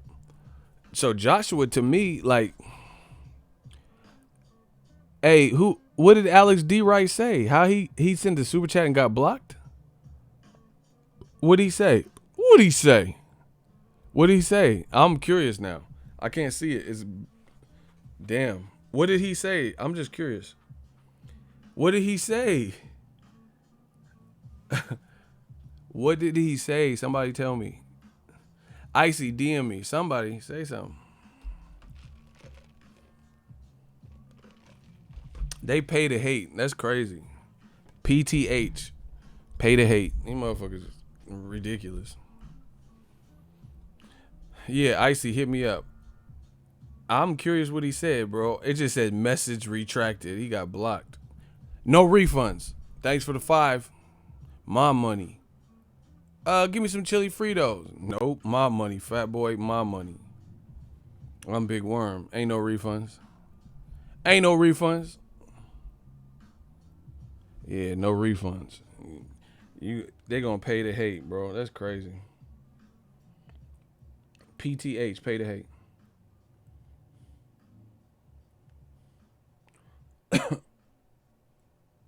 They gotta pay to hate. Icy, I'm waiting, dog. Where you at? Where my man Icy? Bro, they pay to hate. I love it. You created a new YouTube business model, pay to hate. Hey, let's get it. I'm with it. You could pay to hate. I should do a call in. Pay to hate. Bro, I'm gonna do that. I'm gonna do. You gonna have to call me collect. Let me figure this out. They want to talk to me. You gotta pay. You gotta pay every 30 seconds. Yeah, we're gonna do this like prison. And I'm gonna hang up the call too if you start talking too crazy. Yeah. Okay. Bro, I no really like. Well, let's get it because it's wasting my time. So if you're gonna waste my time, at least can I get some money? Like Mike Tyson said, they took all my money. Can I at least get a blowjob? Like, yeah, they wasted my time. Can I at least get some money? Can I get a couple dollars? Yeah. What the fuck? Yeah, that's my new shit. PTH. They've been doing it. I said it in the past, but yeah, bro, that's what we doing. PTH. We just need to ignore them unless they're gonna pay to hate. You gotta super chat me to hate. Otherwise, we not even later for that, bro. Yeah, pay to hate. You gotta pay. You gotta say your grace and pay to hate.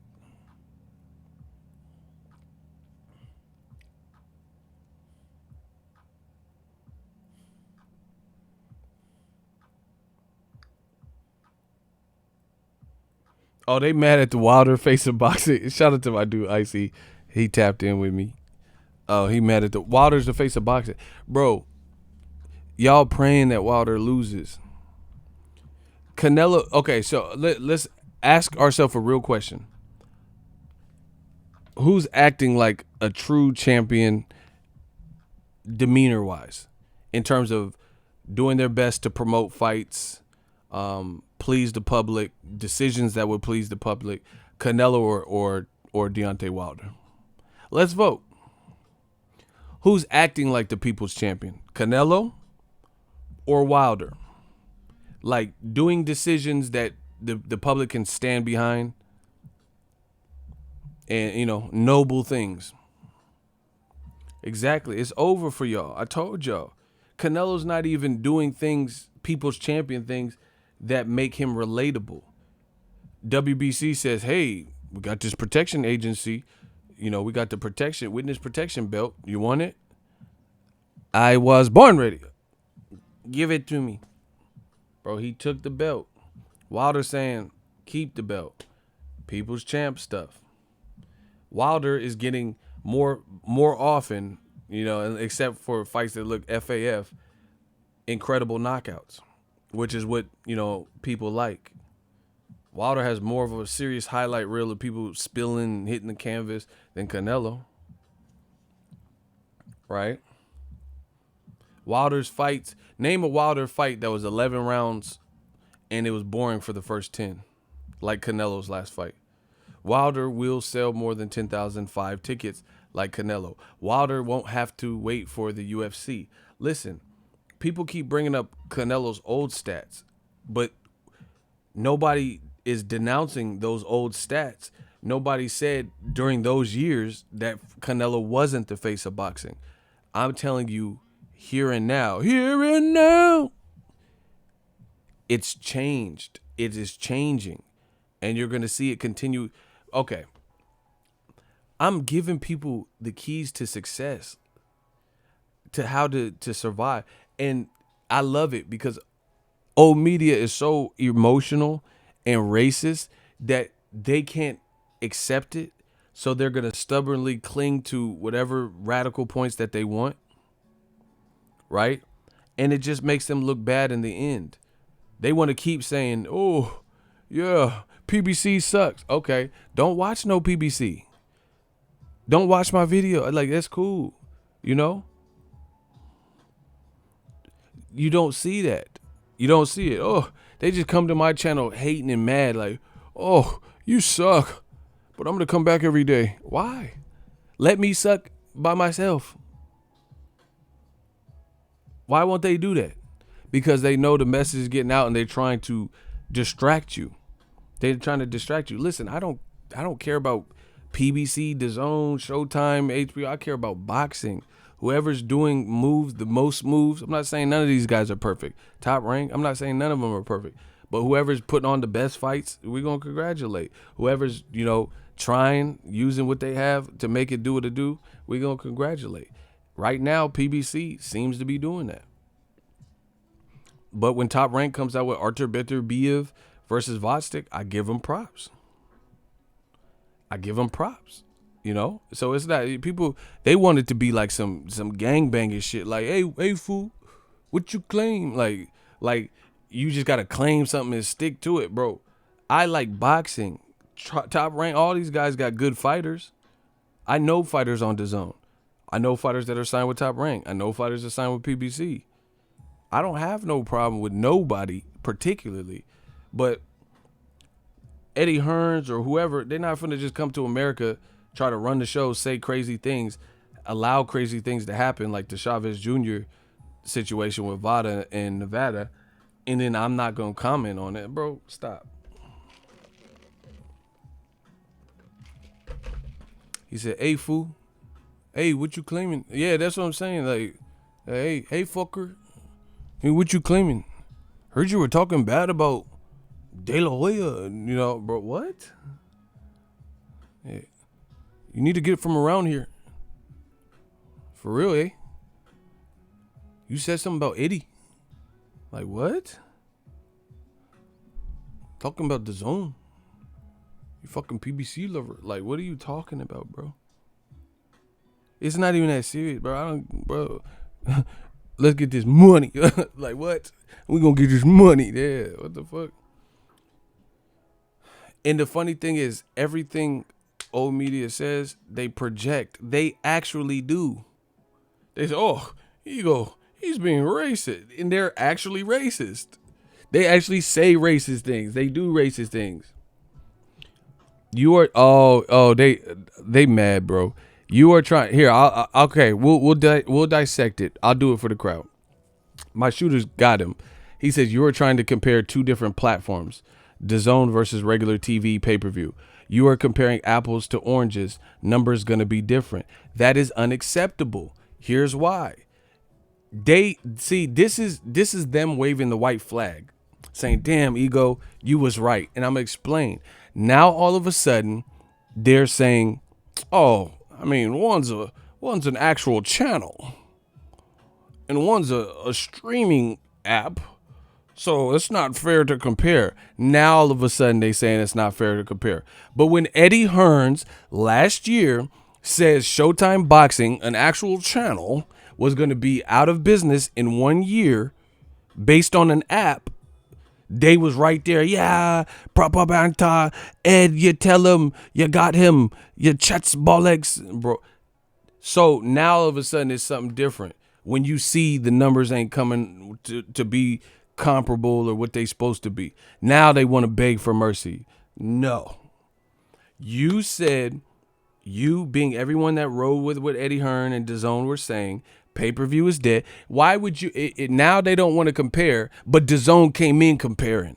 DAZN came in talking about buying pay-per-view and saying pay-per-view is dead and they're charging you pay-per-view. We're not. Now you don't want to compare. That's how you know They waving the white flag. You know, because now they don't want the comparison. But DAZN was supposed to kick PBC's ass and Showtime, and Steven Espinoza needed a new job, and 1 year's time they're going to be like HBO boxing. Now they don't all of a sudden want to compare. Unacceptable. And old media is so irrational, emotional, and insane that they don't realize nonstop they start all of these issues. We just finished them. I never said Lomachenko was number one pound for pound.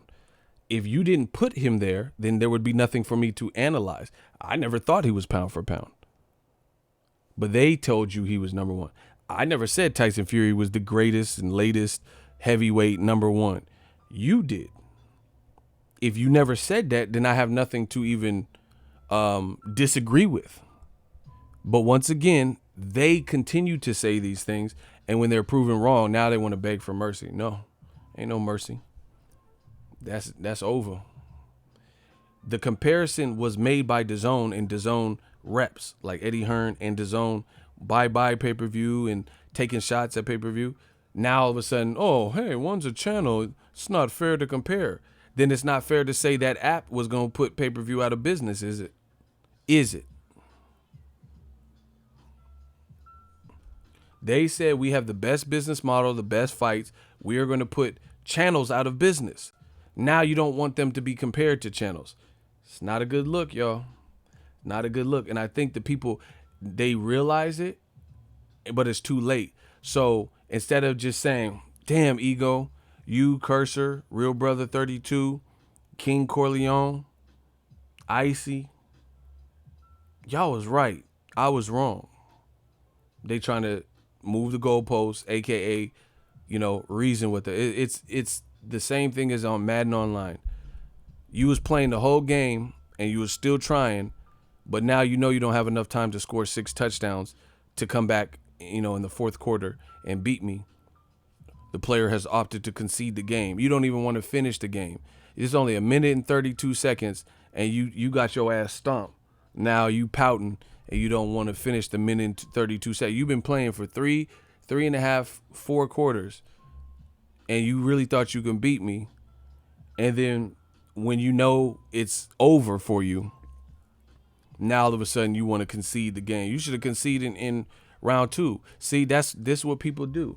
They think they can beat you. They think they can beat you the whole duration. And then when you prove to them that they can't fuck with you, that they can't beat you, and they know their time's running out and the time is too little, now all of a sudden they want to wave the white flag in their own way. Nah.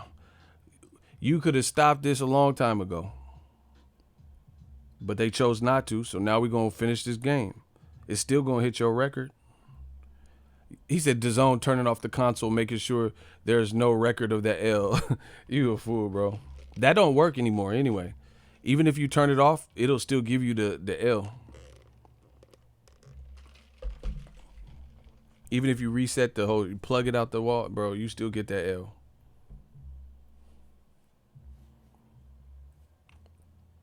Yeah, bro, that's what's happening here. We paved the way. We control the narrative. They denied. Listen to everything they've said for the last two years or so. They said Wilder need to fight in the UK. The motherfucker still ain't fought in the UK, and he's more relevant in boxing than AJ and Tyson Fury. Tyson Fury last performance didn't look good. AJ got knocked out. So let me guess.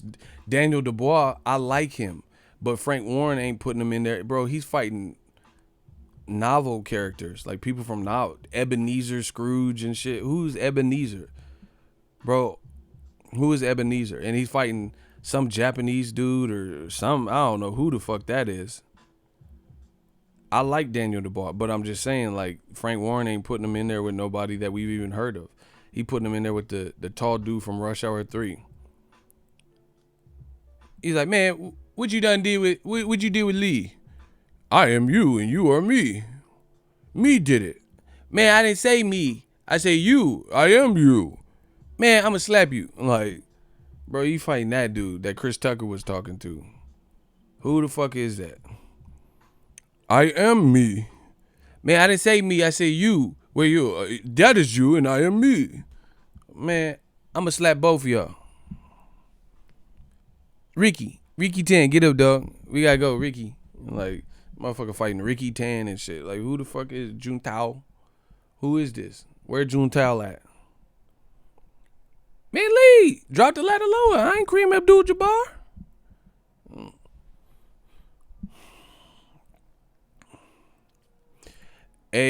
Low key, I think her, bro. I thought you was cussing me out. I thought it was one of them ones. You put all them caps.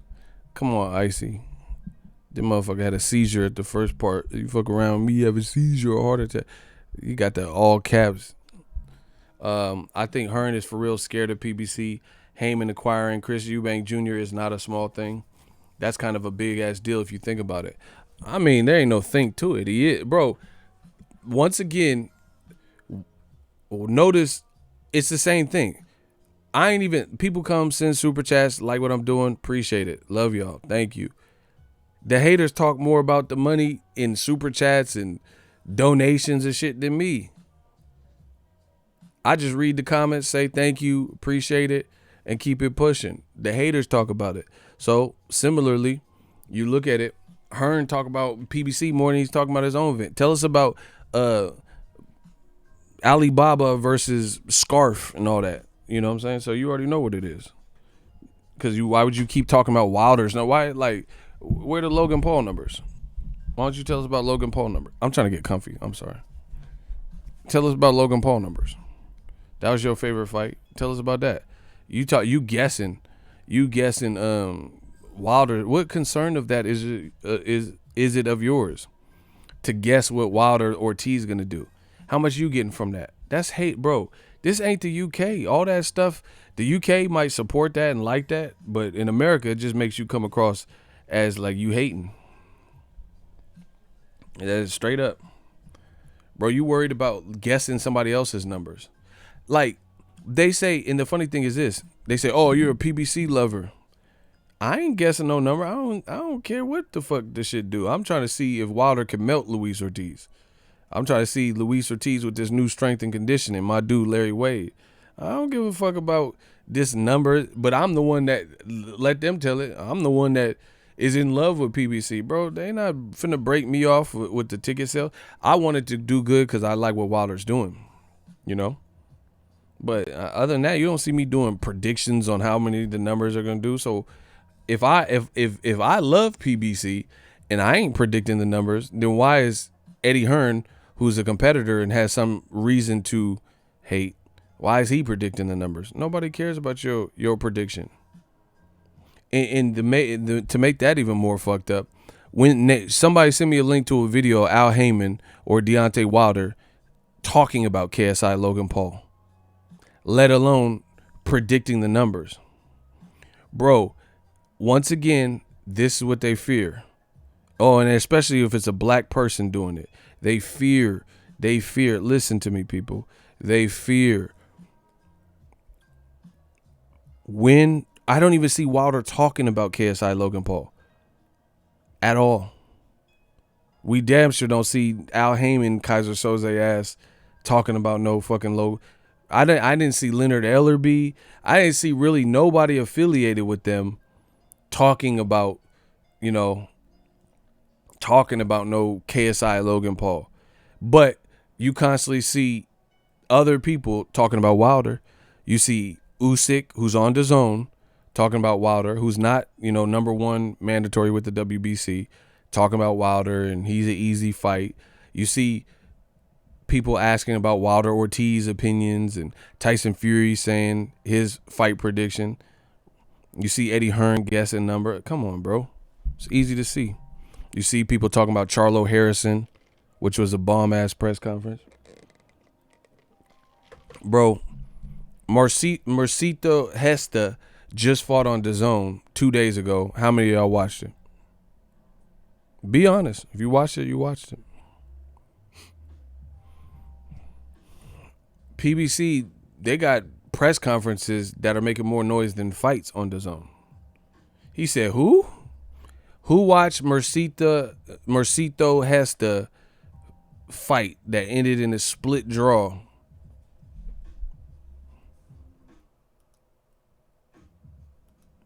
Hold on, bro. Hold on.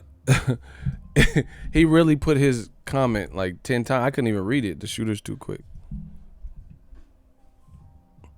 Mercita Hesta, he's the one that fought Jorge Linares on HBO. Bro, this was just like 2 days ago. See, that's what I'm. Bro, they know. Bro, like they talking about Wilder attendance.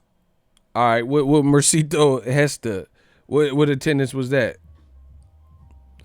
They can't, bro. They can't compete. They can't compete with a message because the message we saying is honest and pure.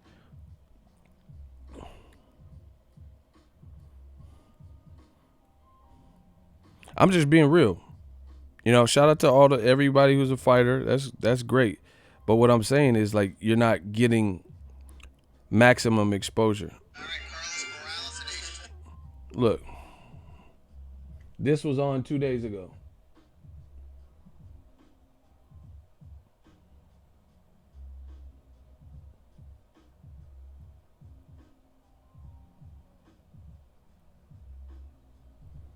That was on DAZN.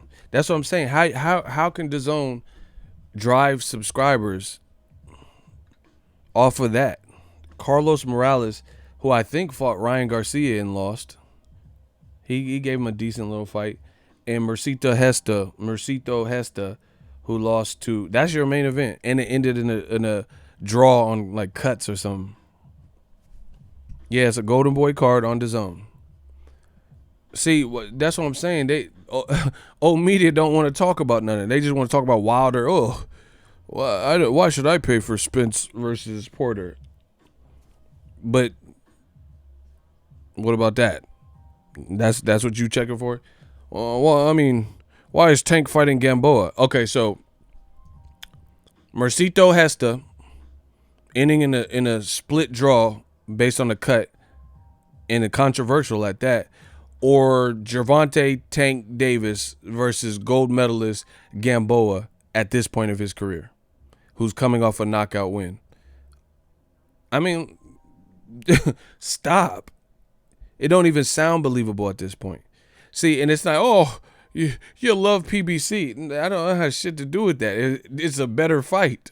I know of the people. I'm intrigued by the matchup, bro.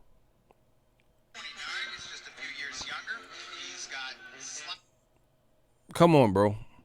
Tank in ATL or Mercito Hesta versus Carlos Morales. I mean, what's the bigger fight? See, they don't like hearing it because a lot of these motherfuckers is racist and biased, and it don't help. So, once again, this is what they will bash. Davis versus Gamboa main event. But, okay, what Golden Boy? Name a non, okay, you ready? Name 3 non-Canelo fights that you watched from Golden Boy on DAZN. Golden Boy. Main events that were good. Golden Boy on DAZN this year. Main events outside of Canelo fighting that were good. Anything memorable? He said, let me think. I'm being real. Name a Golden Boy card that you watched on DAZN, a main event that you just rank up there. Highlight reel, knockout, anything. Like it's just a dope ass fight. A memorable moment for this year.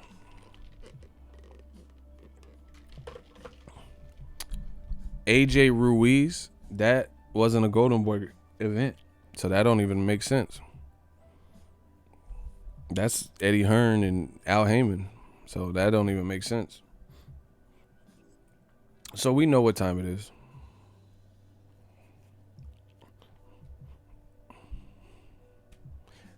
They refused to answer this. They did. The Golden Boy ring person put them inward emails out and had all this to say about Al Heyman. Okay, that's cool. But what about your fights? Karma, what about your fights? Name the fight. Name the fight. A memorable fight.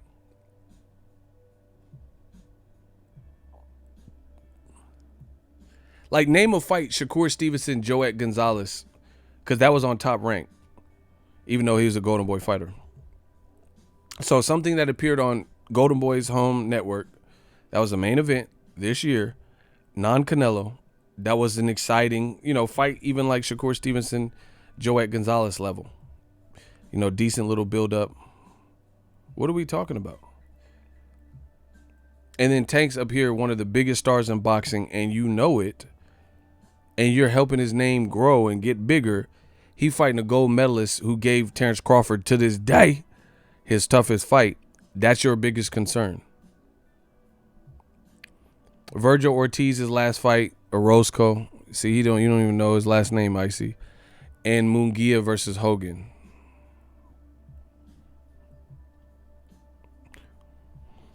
I guess, Machado, Cancillo.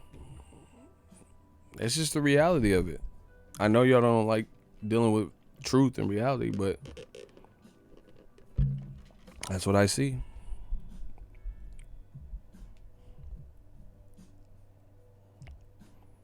Yeah, and then that's the thing. Munguia Hogan was a robbery. That was a robbery, so I don't know if that really left a great taste in people's mouth, but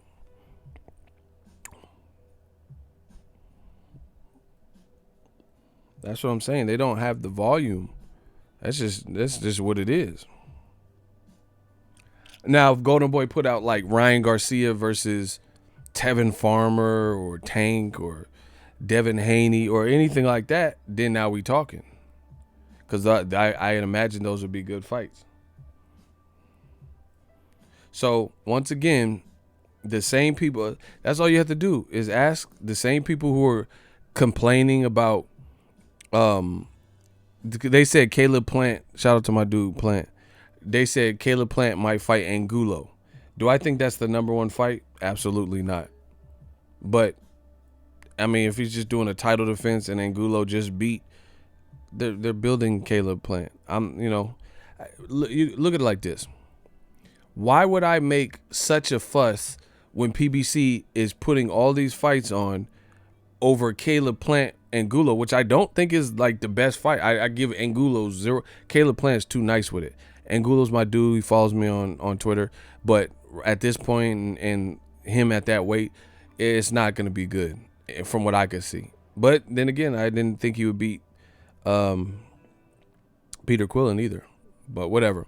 So I'm not even saying that's the best fight or craziest cracking fight. But why would my concern be that when I'm getting Charlo Harrison, I'm getting Wilder and Ortiz too, then Wilder versus Fury, and whatever else they have up their sleeve. Other Charlo fighting Hogan. Bro, it's like peanuts to an elephant. So yeah, if PBC was like Golden Boy and they were just putting out Caleb Plant versus Angulo, and then Mercito Hesta versus Carlos Morales, okay, then that's something different. Because it's like, damn. But you see how the black advisor, Al Heyman, they continue to focus on singular fights when PBC is also putting out quality and quantity. They're hitting you with both. Not all fights are pay-per-view. Some are on premium networks like Showtime. Some of them are on free TV. So they're really kind of covering all bases if you think about it. Yeah, some fights are Leo Santa Cruz versus whoever the fuck he fought last. It was supposed to be somebody else, but he ended up fighting somebody else because Flores was injured. So, yeah, that wasn't the greatest fight. But surrounding that, you had Adam Kaunacki versus Chris Arreola. You had Keith Thurman versus Pacquiao. Keith Thurman versus Jose Cito. Broner versus Pacquiao. You had Errol versus versus Porter and Mikey. So why would your focus, when you're getting, again, quality and quantity, and then some fights that are just like run of the mill, why would that be your main concern? In some of these promoters, since they don't have as big of a stable, their fights, a lot of them are kind of run of the mill. You know what I'm saying? Like a lot of their main card. Vodstick, before he fought Beterbiev, which was an excellent fight, Vodstick fought in Philly against some African dude, Mutombo or Mgumbo, that's his name, Gumbo, Mugumbo, you know? Ain't nobody said nothing about that. That's all I'm trying to get to. How come Vodstik, look, Vodstik just fought Better Biev. He had a solid showing, you know? So it is what it is. But before that, he fought Mutombo Gumbo. Look it up. And I didn't hear nobody say nothing. Like, oh, why is Vodstik the main event fighting Mutombo Gumbo? Kubrat Pulev just fought out here where I'm at. Well, it's 3 hours away from me, but he just fought at Fresno against some random dude. I ain't hear nobody complain. You know, Mercito Hesta just fought Carlos Morales, who lost to Ryan Garcia. And I didn't hear no complaints. But the complaint I am hearing is, why is Wilder Ortiz on pay-per-view? Why is Tank fighting Gamboa? Come on, bro. You must be stopped. Out of all the shit going on in boxing, Caleb Plant and Gulo, which is one fight, one straw in a whole haystack, you're so angered and triggered by that one fight, despite Charlo Harrison on free TV, despite, Wilder, a knockout artist, fighting a guy who hurt him on pay-per-view. The fight that triggers you is this one. Bro, stop it. So you're not triggered by Mercito Hesta versus Carlos Morales. It's only Caleb Plant versus Angulo. Come on, bro. We know what that is. Lomachenko can fight Corolla, but let's just analyze a much younger Tank who he's going to fight. That's why I say it's fake outrage. So Tank can't fight Gamboa. Bro, real talk, I swear to you on anything, Gamboa just knocked his last opponent out, right? Rocky Martinez, former champion, who Lomachenko also knocked out. I would prefer to have seen, I'm hand over heart, I personally would rather see Lomachenko versus Gamboa as opposed to Lomachenko's last two fights. Luke Campbell and, Tevin Campbell and what's the name? Anthony Corolla. I think Luke Campbell, maybe, but I think Gamboa definitely would work Corolla over, bro. Corolla just retired, and his last fight he barely won against a no-namer. But once again, one of the fastest rising stars in boxing, connected to Mayweather. Let's just analyze who he's fighting, bro. But Lomachenko, and this is the other thing. You can't compete with us. You can't compete with new media because you ain't never heard, and Tank's my guy. That's my dude. But you never heard me right now put him as number one pound for pound. So we're already talking about different things than when we mention Lomachenko. However, these same imprints are saying Lomachenko right now is number one pound for pound. That's what they are saying. So let me get this straight. Lomachenko, you elevate him higher, say he's number one pound for pound, better than Muhammad Ali, 2 gold medals, all things that aren't the case for Tank. Nobody said Tank is number one pound for pound. Nobody said he's better than Muhammad Ali. His promoter ain't saying it. Leonard Ellerby, I never heard him say that. I never heard him say, Leonard Ellerby says true stuff like stars come out for Tank. He's the face of boxing. He will be on pay-per-view. Those are the things he's saying. He ain't saying, he's the next Muhammad Ali and all this stuff. So Lomachenko, 2 gold medals. Tank ain't got 2 gold medals. You don't even have 1, right? Muhammad Ali comparisons. That's what Aram's saying. Pound for pound number 1. So this guy, Lomachenko, you guys like this guy? Loma? Matrix? Nah, this guy, you hold him to a lower standard than Tank. But you boost him up in your write-ups, and when you announce him, you say he's the Matrix, you say he's the best boxer that's ever lived. His footwork is just phenomenal. He can hold his breath underwater for 12 minutes. He's a fish. But a guy who's 8-9 years younger.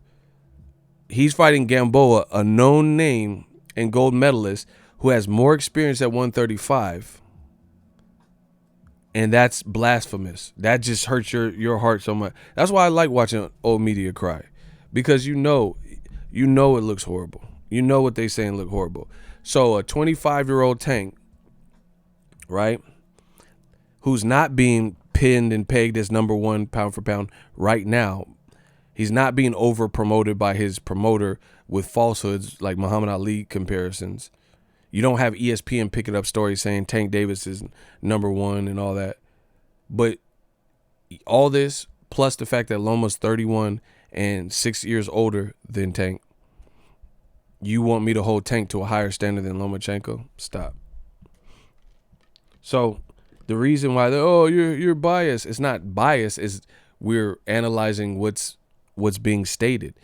If Mayweather Promotions and not even Mayweather Promotions, but really if major outlets were saying that Tank Davis is the number one pound for pound and he's better than Muhammad Ali and stuff, then yeah, he's going to be under a lot of pressure. And then his decisions and who he fights and stuff is going to have to be analyzed. But just like Tyson Fury and all the people they want to praise, they boost him up, but then they want to hold him to a lower standard than black fighters. It's the way it is. And minority fighters in general, but definitely black. It's the way it is. They want Tyson Fury, they want you to love his personality.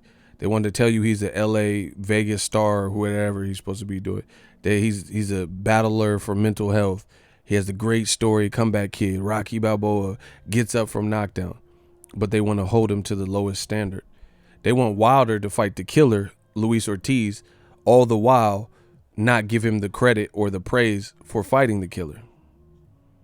Wilder absolutely is fighting a more dangerous guy than Tyson Fury's last two opponents. He's fighting a focused Luis Ortiz who, at the very least, no matter how the outcome of the fight, we know Ortiz has showed that he can hurt this man. Otto Violin didn't show that he could do anything with anyone before the Tyson Fury fight. He had to show everything in fight, and it just happened to be a good fight with the cut and all that. Tom Schwartz had not showed us any level of eliteness before stepping in the ring with Tyson Fury. Look at the man. You're talking about, oh, you're an old man. Well, old man looking pretty young. This scares me, bro. I like Luis Ortiz. I'm not like, I want the best man to win, but this scares me because I think Wilder winning does more for the sport, you know, the culture of boxing and the sport. But Luis Ortiz looks dialed. I got a video coming. Ego Weight Watch. You know who started that? Bro, I started a lot of this online stuff with this boxing. Anyway, my dude Larry Wade got the man right. He got the man right. Ortiz looked ready. But once again, they don't want to say Wilder is number one pound for pound. They want to say Tyson Fury's number one pound for pound, but he don't have to fight number one pound for pound competition.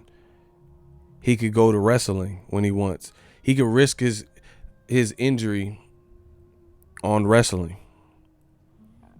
He could say, after publicly fleeing Wilder, having a suspect performance, taking cherry picks, one which turned out to be, you know, a bitter cherry in Otto Violin, going to wrestling, calling out MMA fighters and writing a book. They're all good with that. They want Tyson, oh, make your money, brother. I'll buy your book. Yeah, I want cha-cha get bang, you know. And they good with that. But they want Wilder to be chicken leg Wilder, chicken noodle soup, chicken little, bum squad, who is he fought, who is he beat. And you know the man's fighting somebody who is harder on paper, more storied, more man, true shit. Shout out to B.Y. Jennings. He's in AJ's camp right now, to my understanding. AJ got him in camp right now. True shit. My dude, Brian Jennings, really beat Joe Joyce, who's an undefeated puncher. he really beat him. Luis Ortiz fought him and did what Klitschko couldn't do and knocked him out. And Brian Jennings is still relevant. Brian Jennings really was beating Oscar Rivas as well up until the final round. You know, the Rivas fight was good, but I had Brian Jennings pretty much winning most of it. So Brian Jennings, I don't know what it's about them Philly fighters, but he's still game. Luis Ortiz beat him, you know, when he didn't and stopped him before he had other fights and like before the Oscar Rivas loss and stuff. Nobody dogged Luis Ortiz except for Wilder. Nobody wants to fight Wilder. I mean, well, him, but nobody wants to fight Luis Ortiz with something to lose. Like anybody who's top 5 ranked, when did they send Luis Ortiz a real contract that you've seen? Not no Eddie Hearn, bro. Do you believe Eddie Hearn? He said, "Oh yeah, Joshua, he wanted Luis Ortiz." Luis Ortiz ducked.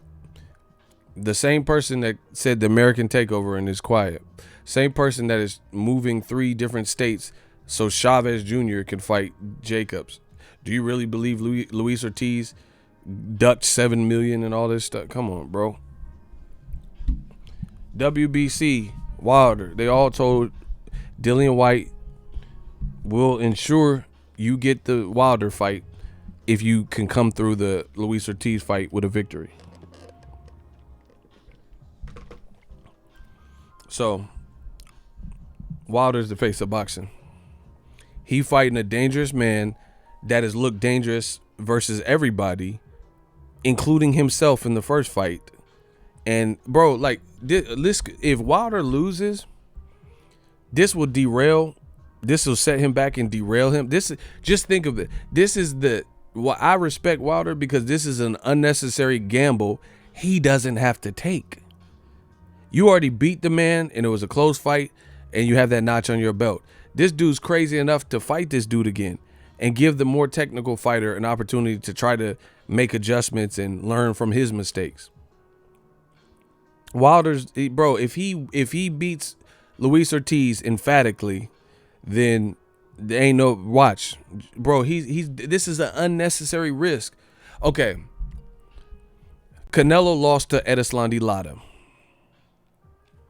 They never rematched. They were happy to come through the Lara fight and just leave it at that with the fucked up scoring from Levi Martinez. Orlando Salido beat Lomachenko. They were happy to move on with Lomachenko's career, fight other people, other style, Gary Russell, Nicholas Walters, Jason, so whoever, without ever rematching that dude. Triple G versus Jacobs. Triple G versus Derenchenko. Triple G got the victory. There's controversy, and they were okay just moving on and saying, fuck Jacobs. I don't ever want to fight him again. Fuck Derenchenko. I don't need to fight him again. Wilder, he could do the same thing. Bro, he's really about this. This dude is from the South for real, and we're going to see if Luis Ortiz makes him pay for giving him a second opportunity. Bro, meanwhile, look at black fighters. Look at black fighters like Charlo.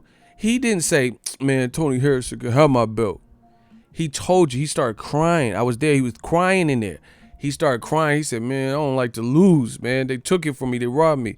He's gunning for this becomes a huge risk because if he loses to Harrison, you don't have nothing to fall back on. But he don't care. True competitor, like his moniker, him and his brother, Lions only. Lions only. Bro, if he loses to Harrison again clean, then there's not going to be nothing that he could really say. So it's a huge risk.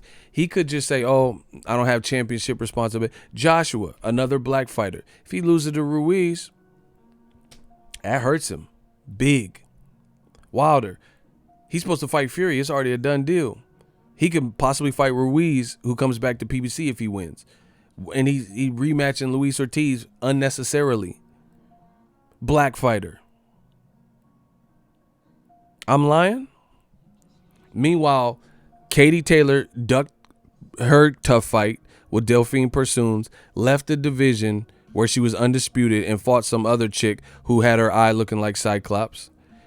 Charlie Edwards ducked Martinez, who also failed a drug test, but he ducked him, instead of fighting him again. Triple G don't want to fight Derevchenko. He want to fight a guy with 5 knockouts. Loma ain't never fought Salido. It's over for you.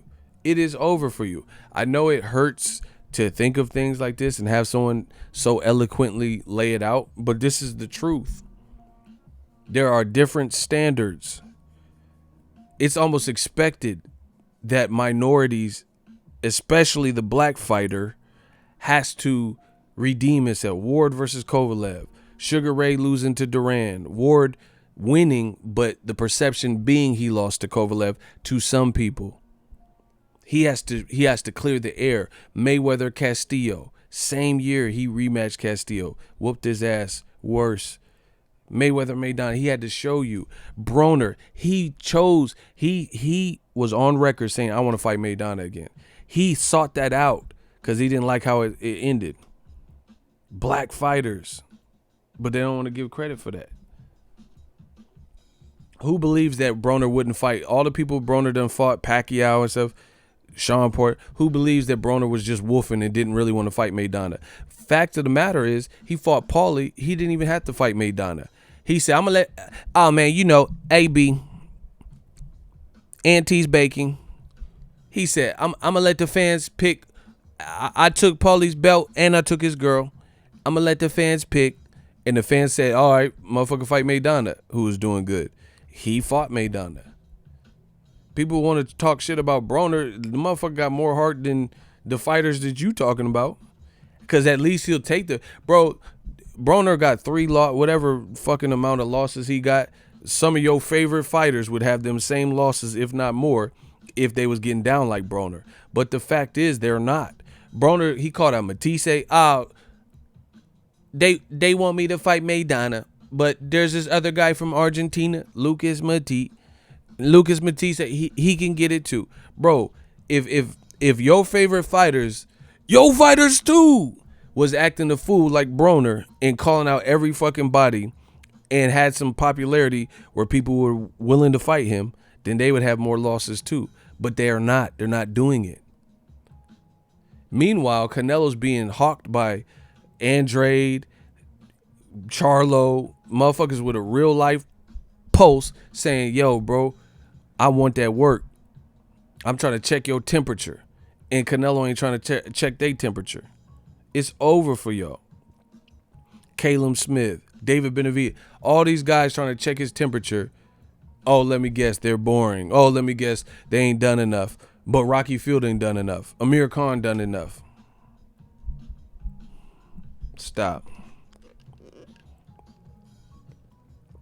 Broner, at the very fucking least, is entertaining, and he'll call the motherfucker out and will fight them. If Canelo was acting like Broner, then we would have got some real good fights, but he ain't. He not like, like Broner don't care. He did what bro, he said he'll fight Mikey, he fought Mikey. He said if I have to get a Maidana, I have to get a Maidana, and he fought him. Bro, I think he really would have fought Floyd, but Floyd wasn't like, man, not worried about it. And he's not in the driver's seat to pick that. He said he'll fight Pacquiao, he fought him. Win, lose, or draw. Oh, you know I beat that boy. He at least will fight these motherfuckers, bro. So if your favorite fighter was acting like that boy from Cincinnati, then their record would look a bit spottier too. But the fact is, they playing the politics game. They playing the franchise champion game. They playing the avoidance game. They in the witness protection. If more fighters acted like Broner, then we would get some real smoke. If more fighters were doing what Wilder's doing, we would get some. Wilder is risking it when he doesn't have to. High risk, but it's going to be a high reward because people are going to say, damn, you really, your ass is a fool, bro. You could have just fought an Otto Wallin. You could have just literally fought Otto Wallin, who gave Tyson Fury issue, knock him the fuck out, and then just say, all right, Tyson Fury, I beat your guy better than you beat him. I didn't get my face cut up. And that would have been a safer pick, more than likely, from what I've seen of Otto Wallin. No disrespect, but that would have been a better pick than Luis Ortiz. Luis Ortiz is fucking dangerous. Fucking dangerous. This is an unnecessary risk. So it'll have huge payoffs because the world will bow down. If Wilder loses, that's gonna hurt him. You know, that's gonna. He loses his belt, and he's on the record. His 10th title defense, and he's fighting a fucking monster who's looking focused. It'd be one thing if Luis Ortiz had a beer belly and was looking his age. See, the old media say a bunch of bullshit, but it never come true. Oh yeah, this man's old. The motherfucker's not looking old. He's not training old. Bro, he looked ready. He looked ready. I got an ego Weight Watcher, aka Ill, coming up. Look, the motherfucker look in shape and ready. Much respect to Luis Ortiz. Much respect to Wilder. It's a good fight. You guys can cry. I love seeing old media cry. They was crying in there. Look, talking about the man old. He in better shape than y'all. Bro, he looking serious. I don't know what the fuck Larry wrote. Wade got his ass on the track and shit. So, if Wilder can get past this, he's the face of boxing even more so. Real moves. Canelo trying to pick people conveniently that almost got stopped. You know, people talked about Ortiz's fight with Christian Hammer, bro. He won easy. He won convincingly. Kovalev almost got knocked to fucking smithereens in his backyard. He was in Russia and almost got stopped. And Canelo's like, oh, I was born ready. That's who I want to fight. Bro, he was in front of his hometown crowd and he looked the worst that, you know, out of his non-losses, that's the worst he's looked. Kovalev went to people's backyards, Nathan Cleverly, Jean Pascal, and looked better in other people's backyards than he looked in Russia versus Anthony Yard.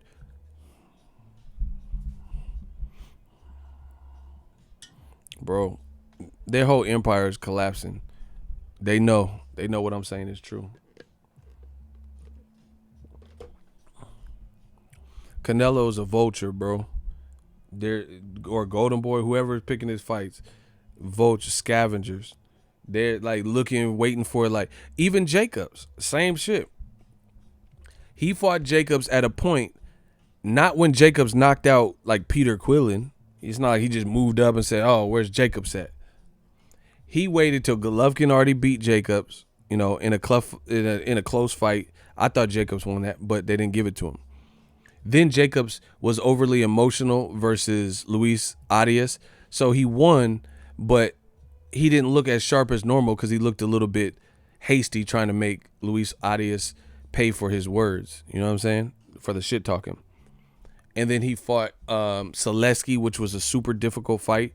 Some people even said Jacobs didn't look good and Jacobs lost. And then the Derevyanchenko fight was definitely a tough fight. And some people said Jacobs arguably lost that fight, or at the very least, it was very close.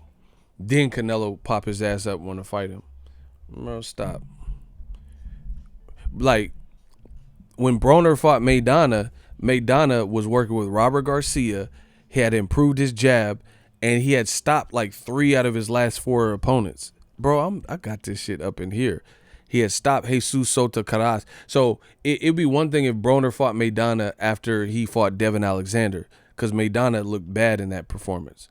But he fought Maidana, who was with Robert Garcia, looking really good, and Alex Ariza and shit. That's when Broner fought him.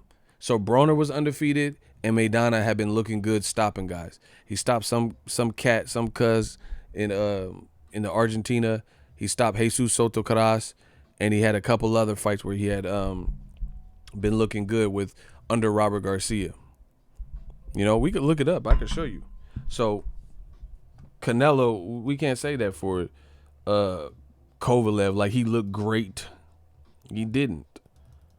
And so how can I see this in Kovalev's performance before I even knew Canelo was going to get the fight? But you don't think Canelo's team seen this? Stop. Bro, I like bodying them because I know they can't fuck with it. All right. So let's look at Broner. Since y'all love to hate him, watch this. Let me take y'all to school. So he fought Pacquiao. Let's see who Pacquiao fought right before him. Okay, right before the Broner fight, Pacquiao knocked out Matisse, one-sided. And so he was coming off the Matisse. Then I thought he won Jeff Horn. And then before that, he beat Jesse Vargas and Tim Bradley. So in 1, 2, 3 of his 4 fights, they were all victories. And I think the Jeff Horn should have been a victory. So Broner fought Pacquiao, who was doing recently well, coming off the Matisse knockout. So that's dangerous. Broner fought Jesse Vargas. And Jesse Vargas at that point, when he fought Broner, he only had 1 fight. But he lost to Pacquiao, which is a legend. And then he knocked out Saddam Ali. So, once again, his 1, 2, 3, he had 1 loss, but it was to a legend in Pacquiao. And one of his best win was Saddam Ali, you know.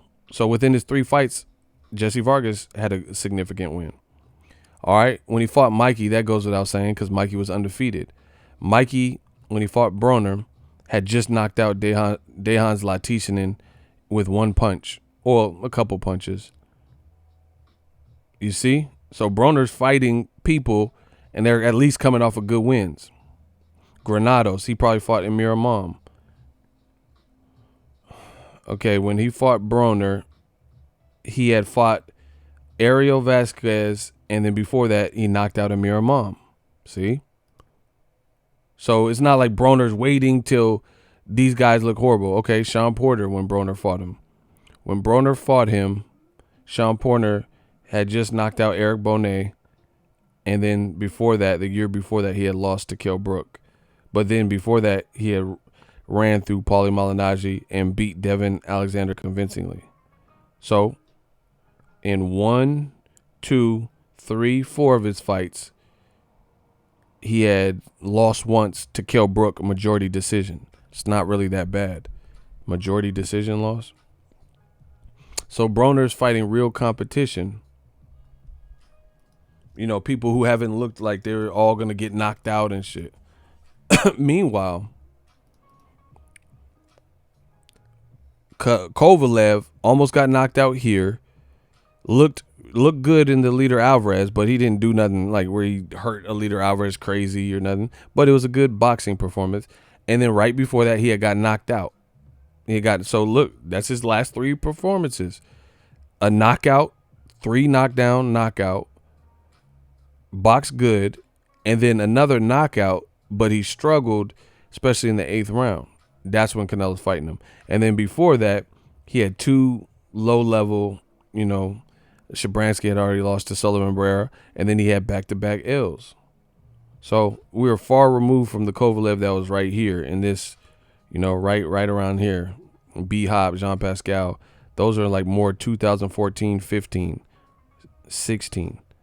After 2016, when Ward beat him, it was looking like it was a wrap for Kovalev.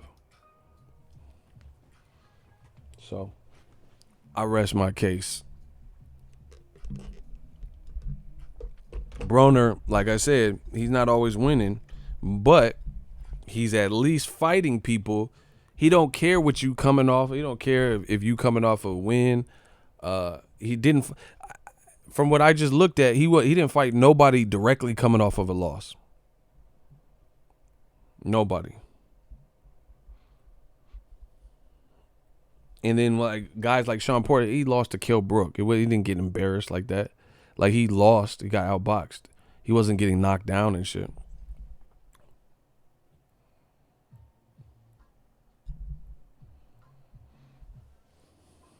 You know, and Broner, we can argue if he shouldn't even have been at those weights. Canelo's choosing the weights. He can go to any weight class he wants out of those weights, and he's just picking random people, like Kovalev, who didn't even like. Stop. And the bottom line is this: Kovalev. Does anybody believe Kovalev? Okay, if Kovalev yard, because I know the man fans get mad because they hear Canelo's name. So let's remove Canelo, right? I'm going to say a list of people's name based off the Kovalev tough-ass fight with Yard, almost getting stopped before stopping Yard, who is kind of inexperienced. What guy off of that performance alone would you say would have lost? Undefeated Vodstick at the time, would he have lost to Kovalev? You guys type in the person that would have lost to that Kovalev. Coming off Anthony Yarde. Undefeated Vodstick, because he was undefeated at the time. Undefeated Beterbiev. Undefeated Dmitry Bivol. Andre Ward. Let's say Andre Ward was still active. Who do you think? Andre Ward already beat him twice, so you think Ward, had he fought him off of the heels of the Yarde performance, he would have lost? Come on, bro. He said Kovalev didn't throw a single hard right hand against Canelo. Fuck the man. Exactly. Bro, I can't think of one person reasonable. Zurdo Ramirez. Do you think Zurdo Ramirez would have lost to Kovalev? He's undefeated. He's bigger than Kovalev. And he don't have a reputation for having lawsuits and drinking and all that, like, profusely. Do you think Zurdo Ramirez would have lost? Like, if you just had to take an educated guess. Bro, Kovalev would have lost to any of them people. Canelo just used this as an escape to have a fight that looked FAF and move up and try to take the credit for it. But it backfired, especially with the UFC fiasco. Because not only did it look weak, it wasn't received well. You know, it wasn't no crazy weigh-in or crazy attraction where everyone's like, oh, I got to see this. Bro, Kovalev fought like some villains had his kids in the back and said, if you knock out Canelo, then that's it for your kids. We're gonna take them, kidnap them. You know what I'm saying? Like some Taken stuff. Like his family was in jeopardy and he got a call right before the fight. Hey, if you look good out there, if you beat Canelo, we're gonna kidnap your family. Like some Liam Neeson shit, bro. He fought horrible. And was still winning, fighting horrible. That's the trip about it.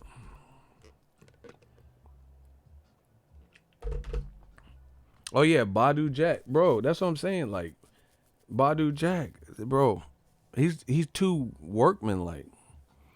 Bro, I don't know who Kovalev would have beat looking like how he did with Anthony Yarde. Because what light heavyweight wouldn't be inspired seeing a guy who Badu Jack has way better resume than Anthony Yarde at that point.